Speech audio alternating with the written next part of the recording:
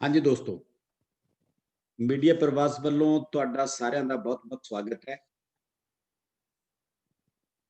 ਅੱਜ ਸਾਡੇ ਨਾਲ ਨੇ ਪੰਜਾਬੀ ਕਵਿਤਾ ਦੇ ਸਭ ਤੋਂ ਵੱਡੇ ਹਸਤਾਖਰ ਡਾਕਟਰ ਸੁਰਜੀਤ ਪਾਤਰ ਜੀ,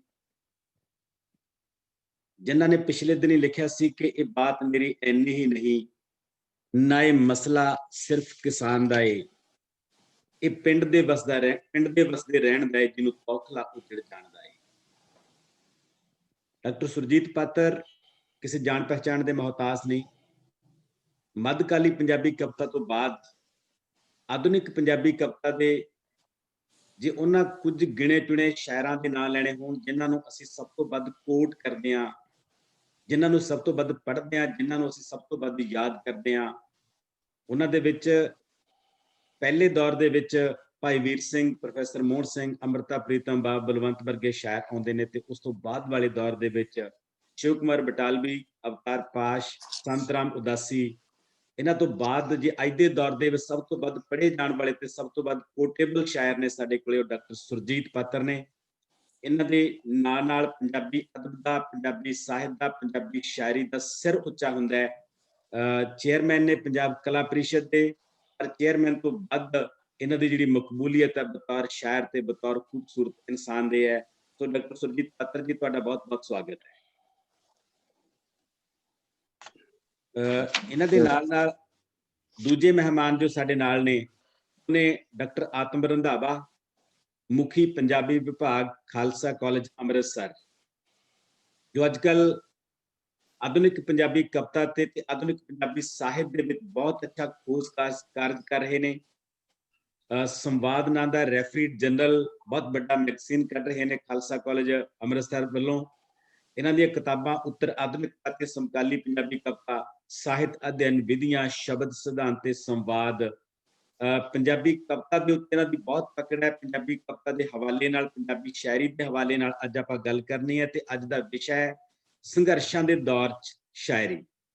ਦੋਸਤੋ, ਤੁਹਾਨੂੰ ਪਤਾ ਹੈ ਕਿ ਇਸ ਵੇਲੇ ਪੂਰਾ ਹਿੰਦੁਸਤਾਨ ਦਿੱਲੀ ਦੇ ਮੋਰਚੇ ਤੇ ਹੈ।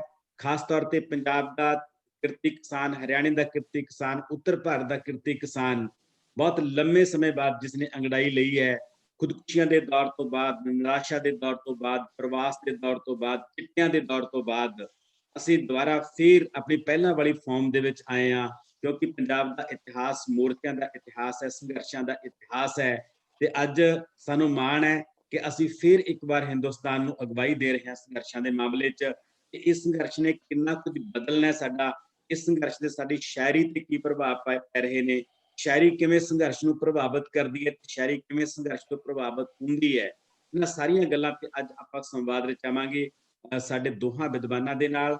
ਸੋ ਡਾਕਟਰ ਸੁਰਜੀਤ ਪਾਤਰ ਜੀ ਤੇ ਡਾਕਟਰ ਆਤਮ ਰੰਧਾਵਾ ਜੀ, ਮੈਂ ਇੱਕ ਵਾਰੀ ਫਿਰ ਤੁਹਾਡਾ ਆਪਣੇ ਵੱਲੋਂ ਬਹੁਤ-ਬਹੁਤ ਸਵਾਗਤ ਕਰਦਾ। ਬਹੁਤ ਸ਼ੁਕਰੀਆ ਕੁਲਦੀਪ ਜੀ ਜੀ, ਔਰ ਸਾਰੇ ਸੁਣਨ ਵਾਲਿਆਂ ਦਾ। ਹਾਂ ਜੀ, ਥੈਂਕ ਯੂ ਸਰ।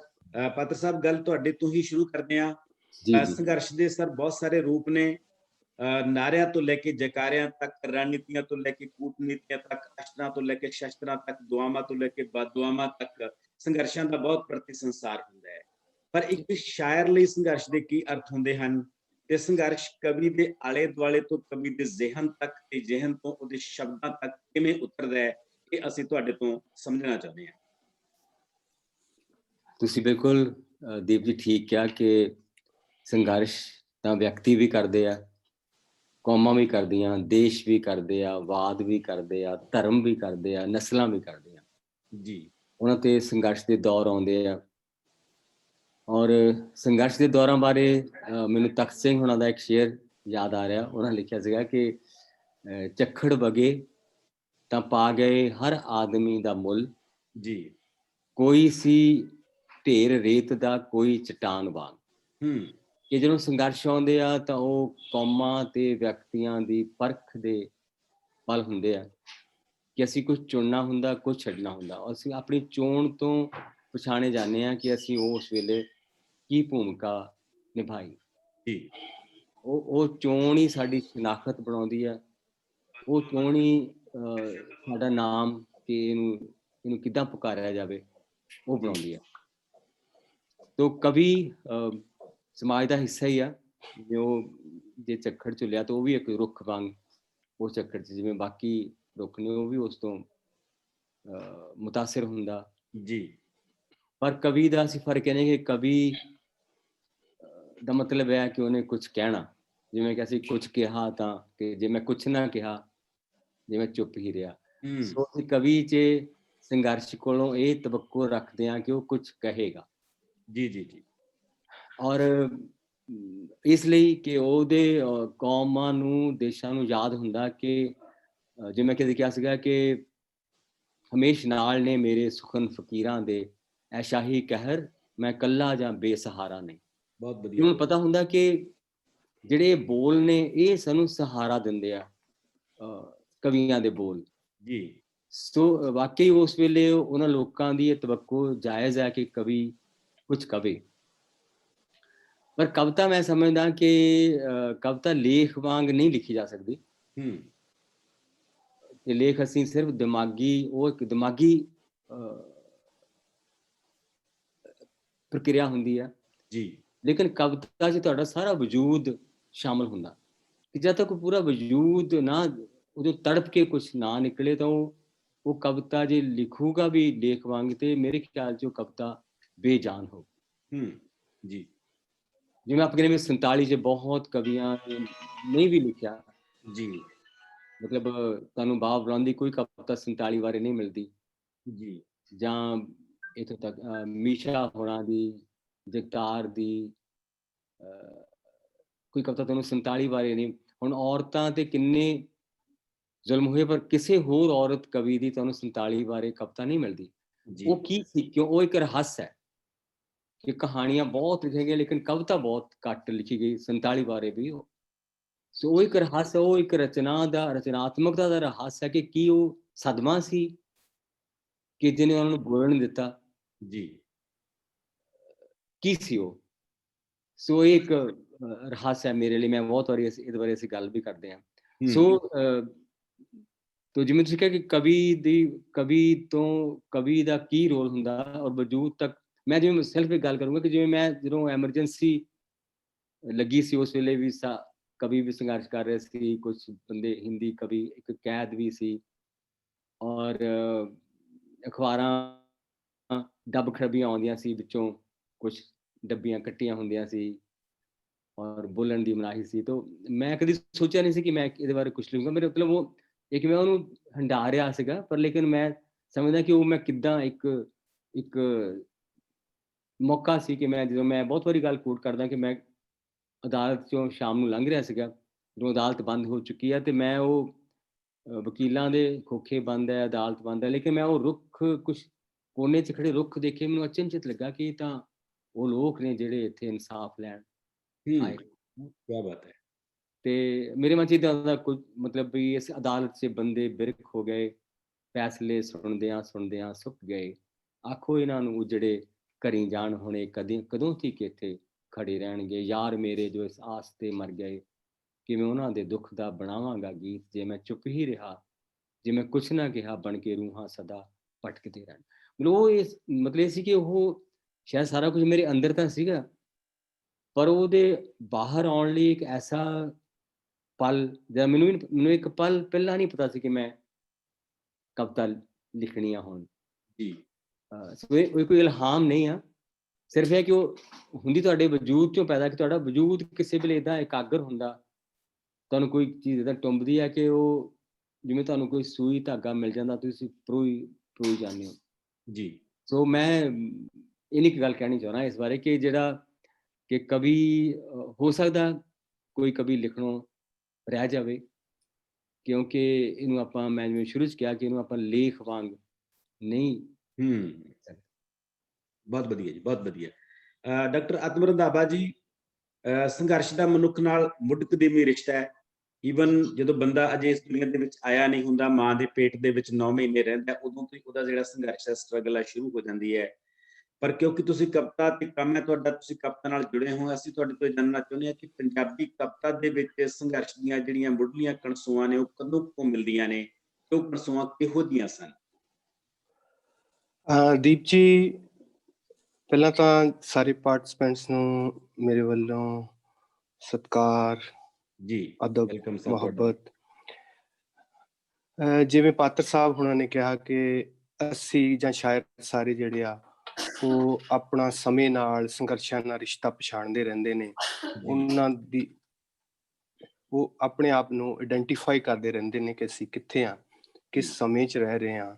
ਪੰਜਾਬ ਦੇ ਜੇ ਸੰਘਰਸ਼ ਦੀ ਗੱਲ ਕਰੀਏ, ਜੇ ਇਹਦੇ ਮੁੱਢ ਦੀ ਗੱਲ ਕਰੀਏ, ਤਾਂ ਜਿੰਨੀ ਸਾਡੀ ਕਵਿਤਾ ਪੁਰਾਣੀ ਆ ਓਨਾ ਹੀ ਇਹ ਸੰਘਰਸ਼ ਦੀ ਕਵਿਤਾ ਲਿਖੀ ਜਾ ਰਹੀ ਆ। ਉਦੋਂ ਤੋਂ ਹੀ ਸੰਘਰਸ਼ ਨਾਲ ਨਾਲ ਚੱਲਦਾ ਰਿਹਾ। ਜਿਵੇਂ ਆਮ ਤੌਰ ਤੇ ਸਾਡੇ ਮੁਹਾਵਰਾ ਹੀ ਆ ਖਾਣ ਕਿ ਪੰਜਾਬ ਦੇ ਜੰਮਿਆਂ ਨੂੰ ਨਿੱਤ ਮੁਹਿੰਮਾਂ। ਜਿਉਂ ਤੋਂ ਪੰਜਾਬ ਸ਼ੁਰੂ ਹੋਇਆ ਉਦੋਂ ਤੋਂ ਹੀ ਸਾਡੀ ਭੂਗੋਲਿਕ ਸਥਿਤੀ ਏਦਾਂ ਦੀ ਰਹੀ ਕਿ ਪੰਜਾਬ ਨੂੰ ਸੰਘਰਸ਼ ਵੇਖਣੇ ਪਏ। ਪੰਜਾਬ ਦੇ ਉੱਤੇ ਚੜ੍ਹਾਈਆਂ ਹੁੰਦੀਆਂ ਰਹੀਆਂ, ਪੰਜਾਬ ਉਹਦਾ ਜਵਾਬ ਦਿੰਦਾ ਰਿਹਾ। ਸੋ ਇੱਥੋਂ ਦੀ ਮਿੱਟੀ ਨੇ, ਇੱਥੋਂ ਦੀ ਖੇਤੀਬਾੜੀ ਨੇ, ਇੱਥੋਂ ਦੀ ਜ਼ਰਖੇਜ਼ ਫਿਜ਼ਾ ਨੇ ਪੰਜਾਬੀ ਬੰਦੇ ਦੀ ਇੱਕ ਸਵੈਮਾਣ ਵਾਲੀ ਹੋਂਦ, ਇੱਕ ਵੱਖਰੀ ਹੋਂਦ, ਇੱਕ ਵੱਖਰੀ ਪਛਾਣ, ਹੱਕਾਂ ਲਈ ਜੂਝਣ ਦੀ ਗੁੜਤੀ ਦਿੱਤੀ ਉਹਨਾਂ। ਸੋ ਵੈਸੇ ਵੀ ਅਸੀਂ ਗੱਲ ਕਰਦੇ ਹਾਂ ਜੇ ਕੁਦਰਤ ਦੇ ਨੇਮ ਦੀ, ਜਿੱਦਾਂ ਡਾਰਵੀਅਨ ਸਿਧਾਂਤ ਕਰੀਏ ਕਿ ਸਰਵਾਈਵਲ ਹੀ ਉਹਦੇ ਨਾਲ ਆ, ਸਰਵਾਈਵਲ ਆਫ ਫਿਟਨੈਸ ਦਾ, ਕਿ ਜੇ ਅਸੀਂ ਸੰਘਰਸ਼ ਕਰਦੇ ਹਾਂ। ਸੋ ਪੰਜਾਬੀਆਂ ਨੇ ਮੁੱਢ ਤੋਂ ਹੀ ਪਛਾਣਿਆ ਸੀ ਤੇ ਹੱਕਾਂ ਲਈ ਜੂਝਦੇ ਰਹੇ ਆ। ਦੱਬ ਕੇ ਨਹੀਂ ਰਹਿੰਦੇ ਪੰਜਾਬੀ, ਸਵੈਮਾਣ ਆਪਣਾ ਮਾਰਦੇ ਨਹੀਂ ਆ। ਸੋ ਜਦੋਂ ਜੇ ਬਾਬਾ ਫਰੀਦ ਸਾਡਾ ਪਹਿਲਾ ਪੋਇਟ ਆ, ਜੇ ਉਹਦੀ ਪੋਇਟਰੀ ਨੂੰ ਧਿਆਨ ਨਾਲ ਵੇਖੀਏ ਤੇ ਉਹ ਵੀ ਇਸ ਸੁਭਾਅ ਦੀ, ਸਾਡੀ ਸਵੈਮਾਣ ਵਾਲੇ ਦੀ, ਦੱਬ ਕੇ ਨਾ ਰਹਿਣ ਵਾਲੇ ਦੀ ਨਿਸ਼ਾਨਦੇਹੀ ਕਰਦੇ ਨੇ। ਸੋ ਮੁੱਢ ਦੇ ਵਿੱਚ ਹੀ ਫਰੀਦਾ ਬਾਰ ਪਰਾਇਆ ਬੈਸਣਾ, ਸਾਈਂ ਮੁਝੇ ਨਾ ਦੇ, ਜੇ ਤੂੰ ਐਵੇਂ ਰਕਸੀ ਜਿਉ ਸਿਰੇ ਰੋਲੇ। ਸੋ ਪੰਜਾਬੀ ਦੇ ਖਮੀਰ ਦੇ ਵਿੱਚ ਕਹਿ ਲਓ ਮੁੱਢ ਤੋਂ ਹੀ ਇਹ ਜੂਝਣਾ ਜਾਂ ਆਜ਼ਾਦ ਤਬੀਅਤ, ਹੱਕਾਂ ਲਈ ਲੜਨਾ, ਇਹ ਪਿਆ ਹੋਇਆ। ਸੋ ਸਾਰਿਆ ਮੱਧਕਾਲੀ ਸਾਹਿਤ ਪੜ੍ਹ ਲਓ ਤੁਸੀਂ ਸਾਡਾ, ਉਸ ਤੋਂ ਅੱਗੇ ਵਾਲਾ। ਸੋ ਉਹ ਸ਼ਾਇਰੀ ਜਿਹੜੀ ਆ ਉਹਦੇ 'ਚ ਸੰਘਰਸ਼ ਦੀਆਂ ਧੁਨੀਆਂ ਅਸੀਂ ਉਚਰੀਆਂ ਵੇਖ ਸਕਦੇ ਹਾਂ। ਭਾਵੇਂ ਉਹ ਸਾਡਾ ਭਗਤੀ ਲਹਿਰ ਹੋਵੇ, ਭਾਵੇਂ ਸਾਡੇ ਕਬੀਰ ਜੀ ਹੋਣ, ਰਵਿਦਾਸ ਜੀ ਹੋਣ। ਕਬੀਰ ਜੀ ਤਾਂ ਬਹੁਤ ਉੱਚੀ ਸੁਰ ਦੇ ਵਿੱਚ ਆਪਣੇ, ਅੱਜ ਕੱਲ੍ਹ ਜਿਵੇਂ ਐਗਰੀਕਲਚਰ ਦੀ ਆਪਾਂ ਖੇਤੀਬਾੜੀ ਦੇ ਖੇਤਾਂ ਦੀ ਗੱਲ ਕਰ ਰਹੇ ਹਾਂ, ਉਹ ਬਹੁਤ ਵਧੀਆ ਦੋਹਾ ਉਹਨਾਂ ਦਾ, ਸੂਰਾ ਸੋ ਪਹਿਚਾਨੀਏ ਜੋ ਲਰੇ ਦੀਨ ਕੇ ਹੇਤ, ਪੁਰਜਾ ਪੁਰਜਾ ਕੱਟ ਮਰੇ ਕਬੂ ਨਾ ਛਾੜੇ ਖੇਤ। ਸੋ ਇਹ ਸਾਡੀ ਵਿਰਾਸਤ ਹੈ। ਸੋ ਪੂਰੀ ਤਰੀਕੇ ਨਾਲ ਜਿਹੜੀਆਂ ਸਾਡੀਆਂ ਕਨਸੂਆਂ ਧੁਨੀਆਂ ਮੱਧਕਾਲ ਤੋਂ ਹੀ ਸਤਾ ਦੇ ਖਿਲਾਫ ਇੱਕ ਪ੍ਰਵਚਨ ਉਸਾਰਦੀਆਂ, ਤੇ ਇਸੇ ਵਿਰਾਸਤ ਨੂੰ ਹੀ ਅੱਗੇ ਜਿਹੜੇ ਸਾਨੂੰ ਸਾਡੀ ਹੁਣ ਦੀ ਕਵਿਤਾ ਨੂੰ ਇਹ ਜਿਹੜੀ ਆ ਕ੍ਰਾਂਤੀਕਾਰੀ ਲਹਿਜ਼ਾ ਦਿੰਦੀ ਆ, ਤੇ ਇਹੀ ਸਾਨੂੰ ਸ਼ਕਤੀ ਦਿੰਦੀ ਹੈ ਇੱਕ ਤਰੀਕੇ ਨਾਲ ਅੱਗੇ ਅੱਗੇ ਚੱਲਣ ਦੀ।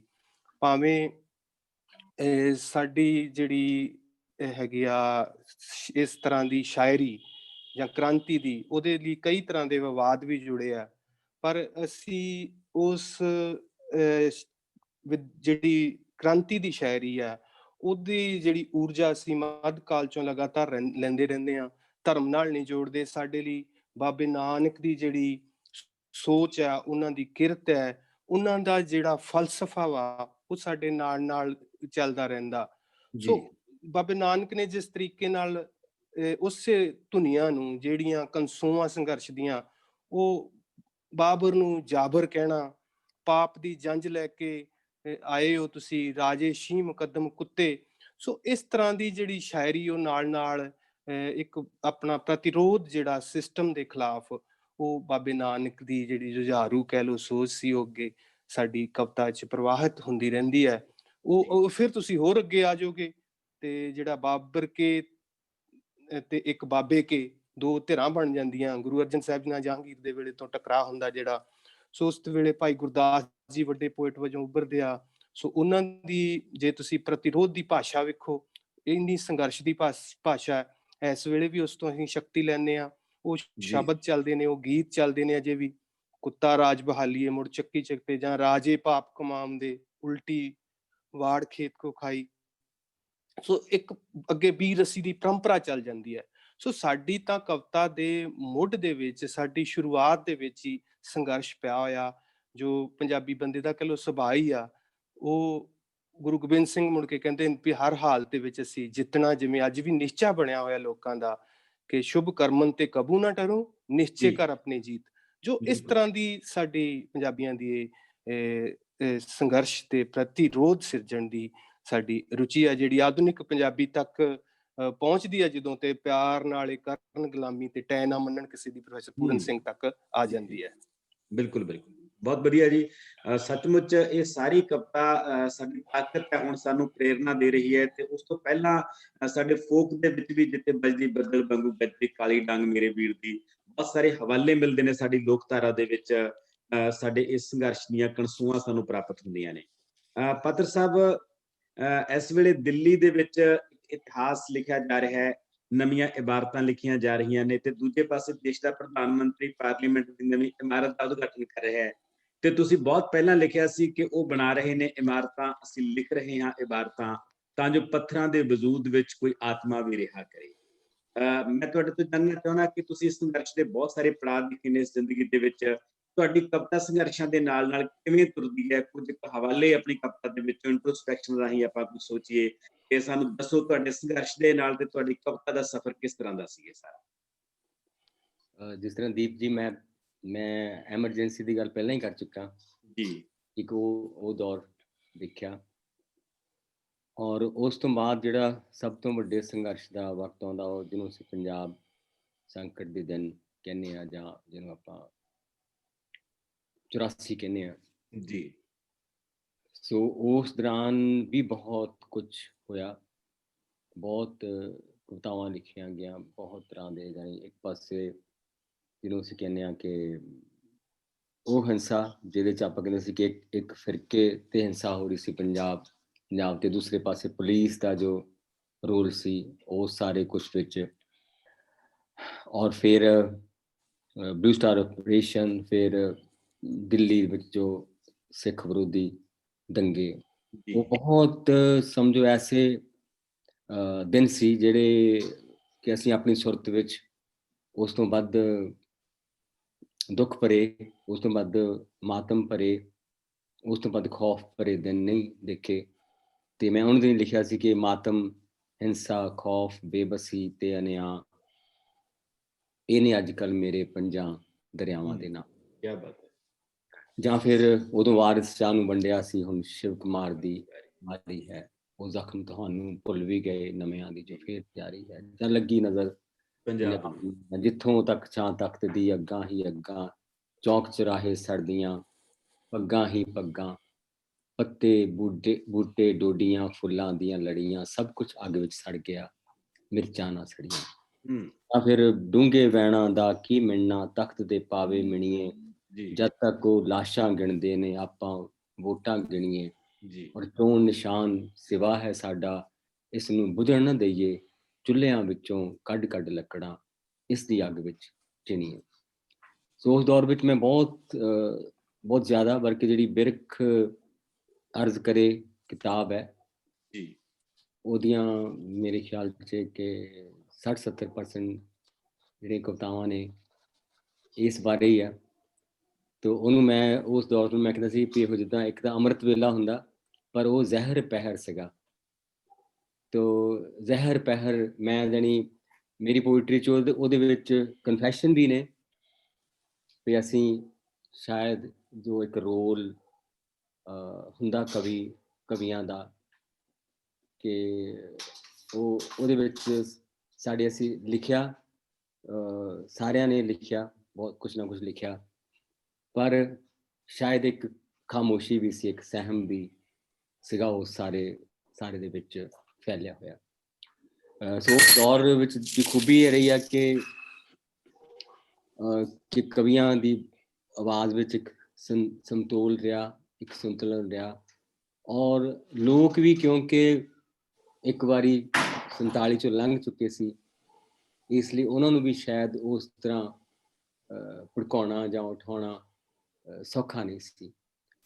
ਪਰ ਮੈਂ ਸਮਝਦਾ ਕਿ ਉਹ ਇੱਕ ਬਹੁਤ ਐਸਾ ਦੌਰ ਸੀ ਜਿਹੜਾ ਇਮਤਿਹਾਨ ਦਾ ਦੌਰ ਸੀ ਪੰਜਾਬ ਲਈ, ਪੰਜਾਬ ਦੇ ਲੋਕਾਂ ਲਈ, ਔਰ ਉਹਦੇ ਬਾਰੇ ਵੀ ਯਾਨੀ ਅਜੇ ਅਸੀਂ ਕਹਿੰਦੇ ਵੀ ਸ਼ਾਇਦ ਉਹਦੇ ਬਾਰੇ ਵੀ ਕੋਈ ਇਹੋ ਜਿਹੀ ਵੱਡੀ ਲਿਖਤ, ਕੋਈ ਵੱਡਾ ਨਾਵਲ ਨਹੀਂ ਆਇਆ ਜਿਹੜਾ ਉਹ ਸਾਰੇ ਕੁਛ ਨੂੰ ਬਿਆਨ ਕਰ ਸਕੇ। ਸੋ ਇਹ ਦੋ ਚੀਜ਼ਾਂ ਨੇ ਜਿਹੜਾ 47 ਜੋ ਸਾਡੀ ਸੁਰਤ ਤੋਂ ਪਹਿਲਾਂ ਵਾਪਰਿਆ, ਫਿਰ ਅਸੀਂ ਇਹਨੂੰ ਕਹਿੰਦੇ ਕਿ 84 ਉਦੋਂ ਵਾਪਰਿਆ, ਸੋ ਇਹ ਜਿਹੜੇ ਪੰਜਾਬ ਦਾ ਇੱਕ ਐਸਾ ਦੁਖਾਂਤ ਆ ਕਿ ਜਦੋਂ ਮੈਂ ਬਾਅਦ ਚ ਮੈਂ 47 ਨਹੀਂ ਦੇਖਿਆ, ਪਰ ਮੈਂ 47 ਬਾਰੇ ਵੀ ਪੋਇਮ ਲਿਖੀ ਸੀ ਕਿ ਜਿਹਦੇ ਵਿੱਚ ਮੈਂ ਕਹਿੰਦਾ ਕਿ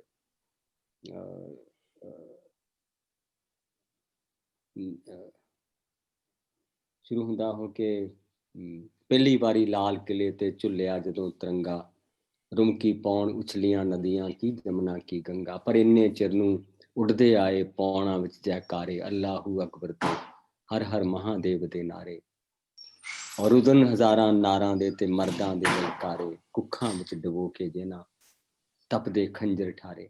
ਮਤਲਬ ਮੈਂ ਸਮਝਦਾ ਕਿ ਪੰਜਾਬ ਦਾ ਇੱਕ ਜਿਹੜਾ ਖਾਸ, ਜਿਸ ਤਰ੍ਹਾਂ ਆਤਮ ਨੇ ਕਿਹਾ ਕਿ ਪੰਜਾਬ ਦਾ ਇੱਕ ਆਤਮ ਇੱਕਦਮ ਐਸਾ ਦੂਸਰਿਆਂ ਨੂੰ ਰੋਕਣ ਦਾ ਸਟਰਗਲ ਵੀ ਹੈ, ਸਤਾਪਤੀ ਦੇ ਖਿਲਾਫ ਸਟਰਗਲ ਹੈ, ਪਰ ਪੰਜਾਬ 'ਚ ਇੱਕ ਇਹ ਹੈ ਕਿ ਪੰਜਾਬ ਕੁਛ ਆਪਣੀਆਂ ਕੰਟਰਾਡਿਕਸ਼ਨ ਜਿਹੜੀਆਂ ਉਹ ਉਹਨਾਂ 'ਚ ਘਿਰ ਜਾਂਦਾ। ਤੋ ਇਹ ਇੱਕ ਪੰਜਾਬੀ ਮਨ ਦੀ ਸਮਝ ਲਓ ਕਿ ਜਿਹੜਾ ਇੱਕ ਚੀਜ਼ ਆ ਉਹ ਸਾਡੇ ਵਾਰ-ਵਾਰ ਮਨਾਂ 'ਚ ਉੱਭਰਦੀ ਆ। ਸੋ ਮੈਂ ਵੀ ਜਿਹੜੀ ਉਹ ਬਿਰਖ ਅਰਜ਼ ਕਰੇ ਇਹ ਸਾਰੇ ਕੁਛ ਨਾ ਡੀਲ ਕਰਦੀ ਆ ਕਿ ਉਹ ਸਾਰਿਆਂ ਨੂੰ ਕਿੱਦਾਂ ਕਰਨਾ। ਔਰ ਮੈਂ ਜਾਣੀ ਉਸ ਵੇਲੇ ਉਦਾਸ ਸਤਰਾਂ ਲਿਖੀਆਂ, ਪਰ ਮੈਂ ਉਸ ਕਵਿਤਾ ਦੇ ਕਈ ਸਾਲਾਂ ਬਾਅਦ ਨਵੇਂ ਪੱਤੇ ਫੁੱਟੇ ਮੈਂ ਲਿਖਿਆ ਕਿ ਉਹ ਪਹਿਲਾਂ ਸ਼ੁਰੂ ਹੁੰਦੀ ਕਿ ਮਾਤਮ, ਹਿੰਸਾ, ਖੌਫ, ਬੇਬਸੀ ਤੇ ਅਨਿਆਂ, ਇਹ ਨੇ ਅੱਜ ਕੱਲ੍ਹ ਮੇਰੇ ਪੰਜਾਂ ਦਰਿਆਵਾਂ ਦੇ ਨਾਂ, ਜੋ ਹੁੰਦੇ ਸਨ ਸਤਲੁਜ, ਬਿਆਸਾ, ਰਾਵੀ, ਜਿਹਲਮ ਅਤੇ ਚਨਾਹ, ਪਰ ਜਿਹੜੇ ਇੱਕ ਦਿਨ ਹੋਵਣਗੇ ਰਾਗ, ਸ਼ਾਇਰੀ, ਹੁਸਨ, ਮੁਹੱਬਤ ਅਤੇ ਨਿਆਂ, ਮੇਰੇ ਪੰਜਾਂ ਦਰਿਆਵਾਂ ਦੇ ਨਾਂ। ਸੋ ਸ਼ਾਇਦ ਉਸ ਕੰਟਰਡਿਕਸ਼ਨ ਨੂੰ ਰਿਜ਼ੋਲਵ ਕਰਨ ਲਈ ਮੈਂ ਰਾਗ, ਸ਼ਾਇਰੀ ਔਰ ਹੁਸਨ, ਮੁਹੱਬਤ ਅਤੇ ਨਿਆਂ ਦੇ ਦਰਿਆ ਲੈ ਕੇ ਆਉਣਾ। ਸੋ ਉਹ ਵੀ ਇੱਕ ਸੰਘਰਸ਼ ਦੇ ਦੌਰ ਸੀ। ਸਭ ਜੋ ਅਸੀਂ ਦੇਖਿਆ ਕਿ ਮੈਂ ਕਿ ਜਦੋਂ ਅੱਗ ਭੜਕ ਉੱਠੀ ਫੇਰ ਤਾਂ ਸਫਿਆਂ ਵੀ ਸੜ ਜਾਣਾ, ਅਜੇ ਵੇਲਾ ਹੈ ਸਫਿਆਂ ਤੇ ਤੂੰ ਲਿਖ ਅੰਮ੍ਰਿਤ, ਤੂੰ ਲਿਖ ਪਾਣੀ ਤਾਂ ਜੋ ਅੱਗ ਨਾ ਭੜਕੇ। ਕਿਆ ਬਾਤ ਹੈ। ਸੋ ਉਹ ਸਾਰਾ ਜਾਨੀ ਕੋਈ ਦੇਖਿਆ ਔਰ ਬਿਆਨ ਕੀਤਾ। ਤੇ ਪਰ ਮੈਂ ਜਿੱਦਾਂ ਮੈਂ ਕਿਹਾ ਸੀ ਵੀ ਉਹਦੇ ਵਿੱਚ ਇਕਬਾਲ ਵੀ ਆ, ਤੇ ਮੈਂ ਕਿਹਾ ਸੀਗਾ ਕਿ ਅੰਮ੍ਰਿਤ ਵੇਲੇ ਰੱਬ ਪੁਕਾਰੇ, ਮੈਂ ਨਾ ਖੋਲੇ ਉੱਠ ਦੁਆਰੇ, ਜ਼ਹਿਰ ਪਹਿਰ ਵਿੱਚ ਮੇਰਾ ਹੁਣ ਦੁਰਕਾਰੇ ਜਾਣਾ ਵੀ ਬਣਦਾ। ਮੈਂ ਕਦ ਬਣਿਆ ਨੀਰ ਕਿਸੇ ਲਈ, ਮੈਂ ਵੀ ਸਾਂ ਬੇਦਰਦ ਇਸੇ ਲਈ, ਕਿਸੇ ਮੁਆਤੇ ਹੱਥੋਂ ਮੇਰਾ ਸਾੜੇ ਜਾਣਾ ਵੀ ਬਣਦਾ। ਕਿਆ ਬਾਤ। ਤੁਰ ਪੈਂਦੇ ਨੇ ਅੱਧੀ ਰਾਤੇ ਬਲਦੇ ਸਿਵਿਓਂ ਉੱਠ ਮੁਆਤੇ, ਕਿਹੋ ਜਿਹੇ ਮਹਿਮਾਨ ਨੇ ਆਉਂਦੇ ਅੱਧੀ ਰਾਤੇ ਵੱਡੇ ਤੜਕੇ, ਅਰਥੀ ਵਿੱਚ ਬਦਲ ਜਾਂਦਾ ਹੈ ਜਿਹੜਾ ਵੀ ਦਰਵਾਜ਼ਾ ਖੜਕੇ। ਸਭ ਦੇ ਹੁੰਦਿਆਂ ਕੱਲੇ ਕੱਲੇ, ਵਾਰੀ ਬਿਨ ਵਾਰੀ ਸਭ ਚੱਲੇ, ਇਸ ਨਿਰਮੋਹੇ ਸ਼ਹਿਰ ਦਾ ਇੰਜ ਉਜਾੜੇ ਜਾਣਾ ਵੀ ਬਣਦਾ ਹੈ ਜੀ। ਨਹੀਂ ਵਸੇਬ ਕਹਾਵਣ ਜੋਗਾ, ਵਸਦਾ ਹੈ ਪਰ ਉਜੜਨ ਜੋਗਾ, ਇਸ ਅਣਹੋਏ ਦਾ ਮੋਏ ਦਾ ਮਾਰੇ ਜਾਣਾ ਵੀ ਬਣਦਾ। ਸੋ ਉਹਦੇ ਵਿੱਚ ਮੈਂ ਇੱਕ ਪੂਰੇ ਪੰਜਾਬ ਦਾ ਹੀ ਕਨਫੈਸ਼ਨ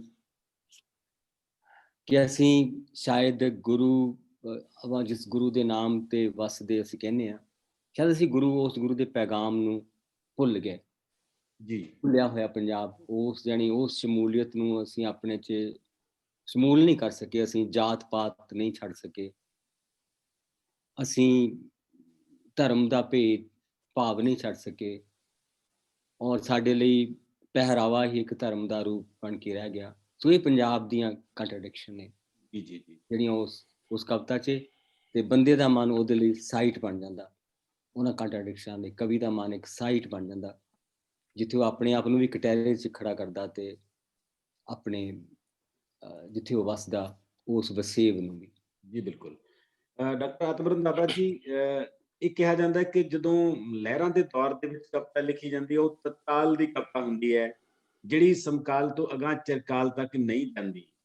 ਮੈਂ ਪਿਛਲੇ ਦਿਨਾਂ 'ਚ ਵਰਿਆਮ ਸੰਧੂ ਹੋਰਾਂ ਦੀ ਇੱਕ ਟਿੱਪਣੀ ਪੜ੍ਹ ਰਿਹਾ ਸੀ, ਉਹਨਾਂ ਨੇ ਕਿਤੇ ਕਮੈਂਟ ਕੀਤਾ ਸੀ ਕਿ ਕਲਾ ਦਾ ਲੋੜੋਂ ਵੱਧ ਕਦਰਦਾਨ ਕੋਈ ਕਵੀ ਕਹਿੰਦਾ ਕਿ ਲਹਿਰਾਂ ਬਾਰੇ ਲਿਖੀ ਕਵਿਤਾ ਚਿਰਜੀਵੀ ਨਹੀਂ ਹੁੰਦੀ, ਤੇ ਵਰਿਆਮ ਸੰਧੂ ਕਹਿੰਦਾ ਕਿ ਮੈਨੂੰ ਲਿਖਣ ਦਿਓ ਜੋ ਮੈਂ ਲਿਖਦਾ ਹਾਂ, ਤੇ ਅਸੀਂ ਹੀ ਨਾ ਜਿਉਂਦੇ ਰਹੇ ਤਾਂ ਮੈਂ ਚਿਰਜੀਵੀ ਕਵਿਤਾ ਲਿਖ ਕੇ ਕੀ ਲੈਣਾ ਹੈ।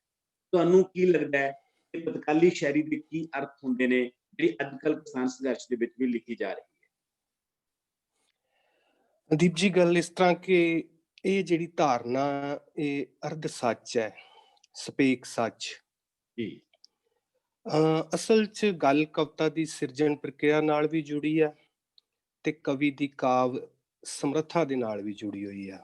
ਜੀ ਮਤਲਬ ਕੋਈ ਕਵੀ ਸਮੇਂ ਨੂੰ, ਸੰਘਰਸ਼ ਨੂੰ ਜਾਂ ਉਸ ਦੇ ਆਲੇ ਦੁਆਲੇ ਦੇ ਵਰਤਾਰੇ ਨੂੰ ਕਿੱਦਾਂ ਪਕੜਦਾ ਤੇ ਆਪਣੇ ਕ੍ਰੀਏਟਿਵ ਪ੍ਰੋਸੈਸ 'ਚ ਢਾਲ ਕੇ ਕਵਿਤਾ ਸਿਰਜਦਾ। ਜੀ ਕਈ ਵਾਰੀ ਇਹੋ ਜਿਹੇ ਹੋ ਸਕਦਾ ਕਿ ਨਾਅਰੇ ਜਾਂ ਰੈਟਰਿਕ ਭਾਸ਼ਾ ਦੇ ਵਿੱਚ ਕਵਿਤਾ ਲਿਖੀ ਜਾਵੇ, ਜਿਹੜੀ ਕਲਾ ਵੀ ਹੋਣੀ ਹੋਵੇ, ਕਿਉਂਕਿ ਸਿਰਜਣਾ ਜਿਹੜੀ ਕਰਨੀ ਆ ਕੋਈ ਜ਼ਬਰਦਸਤੀ ਤਾਂ ਹੈ ਨਹੀਂ ਕਿ ਥੋੜੀ ਧੱਕੇ ਨਾਲ ਤੁਸੀਂ ਕਿਸੇ ਨੂੰ ਕਹਿ ਦਿਓਗੇ। ਅੱਜ ਕੱਲ੍ਹ ਬਹੁਤ ਸਾਰੇ ਸ਼ਾਇਰਾਂ ਨੂੰ ਕਿਹਾ ਜਾ ਰਿਹਾ ਤੁਸੀਂ ਕਵਿਤਾ ਨਹੀਂ ਲਿਖ ਰਹੇ, ਤੁਹਾਡਾ ਗੀਤ ਨਹੀਂ ਆ ਰਿਹਾ।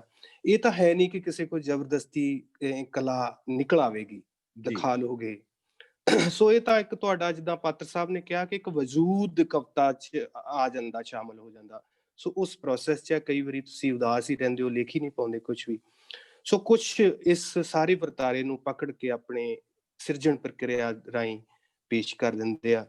ਸੋ ਇਸੇ ਕਰਕੇ ਕਿਸੇ ਲਹਿਰ ਵਿੱਚ ਬਹੁਤ ਘਟੀਆ ਕਵਿਤਾ ਵੀ ਸਾਹਮਣੇ ਆ ਸਕਦੀ ਆ, ਕਿਸੇ ਲਹਿਰ ਦੇ ਵਿੱਚੋਂ ਹੀ ਬਹੁਤ ਵਧੀਆ ਕਵਿਤਾ ਵੀ ਆ ਸਕਦੀ ਆ, ਤੇ ਬਿਨਾਂ ਲਹਿਰ ਦੇ ਵੀ ਬਹੁਤ ਸਾਰੀਆਂ ਮਾੜੀਆਂ ਕਵਿਤਾਵਾਂ ਹੈਗੀਆਂ।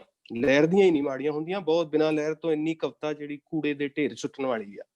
ਸੋ ਇਸ ਤਰ੍ਹਾਂ ਜਿਹੜਾ ਚੇਤਨ ਸ਼ਾਇਰ ਆ, ਉਹ ਵੱਖ-ਵੱਖ ਲਹਿਰਾਂ ਦੇ ਵਿਚਲੀ ਜਿਹੜੀ ਸਦੀਵੀ ਮਰਜ਼ ਆ, ਕਿਉਂਕਿ ਬੰਦੇ ਨੂੰ ਇੱਕ ਸਦੀਵੀ ਜਿਹੜੀ ਸਤਾ ਹੈ ਉਹ ਰੋਕ ਦਿੰਦੀ ਆ। ਉਸ ਨੂੰ ਜਦੋਂ ਉਹ ਫੜ ਕੇ ਕਵਿਤਾ 'ਚ ਸਦੀਵਤਾ ਪਾ ਦਿੰਦਾ, ਉਹ ਹਰ ਵੇਲੇ, ਹਰ ਸਮੇਂ ਦੌਰਾਨ ਉਹ ਜੀਵੰਤ ਹੋ ਉੱਠਦੀ ਆ। ਜਦੋਂ ਵੀ ਕੋਈ ਮਾੜਾ ਮਨੁੱਖਤਾ ਤੇ ਸਮਾਂ ਆਉਣਾ, ਜਿਵੇਂ ਤੁਸੀਂ ਪਾਤਰ ਸਾਹਿਬ ਦੀਆਂ ਕਵਿਤਾਵਾਂ ਦੀ ਗੱਲ ਕਰ ਲਓ, ਬੁੱਢੀ ਜਾਦੂਗਰਨੀ ਬੜੇ ਮੰਤਰ ਜਾਣਦੀ ਆ, ਇਸ ਵੇਲੇ ਵੀ ਪੜ੍ਹ ਲਓ, ਉਹੀ ਅਰਥ ਨਿਕਲਣਗੇ। ਐਮਰਜੈਂਸੀ ਦੇ ਦਰਮਿਆਨ 'ਚ ਲਿਖੀ ਹੋਈ ਆ, ਕਿਸੇ ਲਹਿਰ 'ਚ ਲਿਖੀ ਹੋਈ ਆ।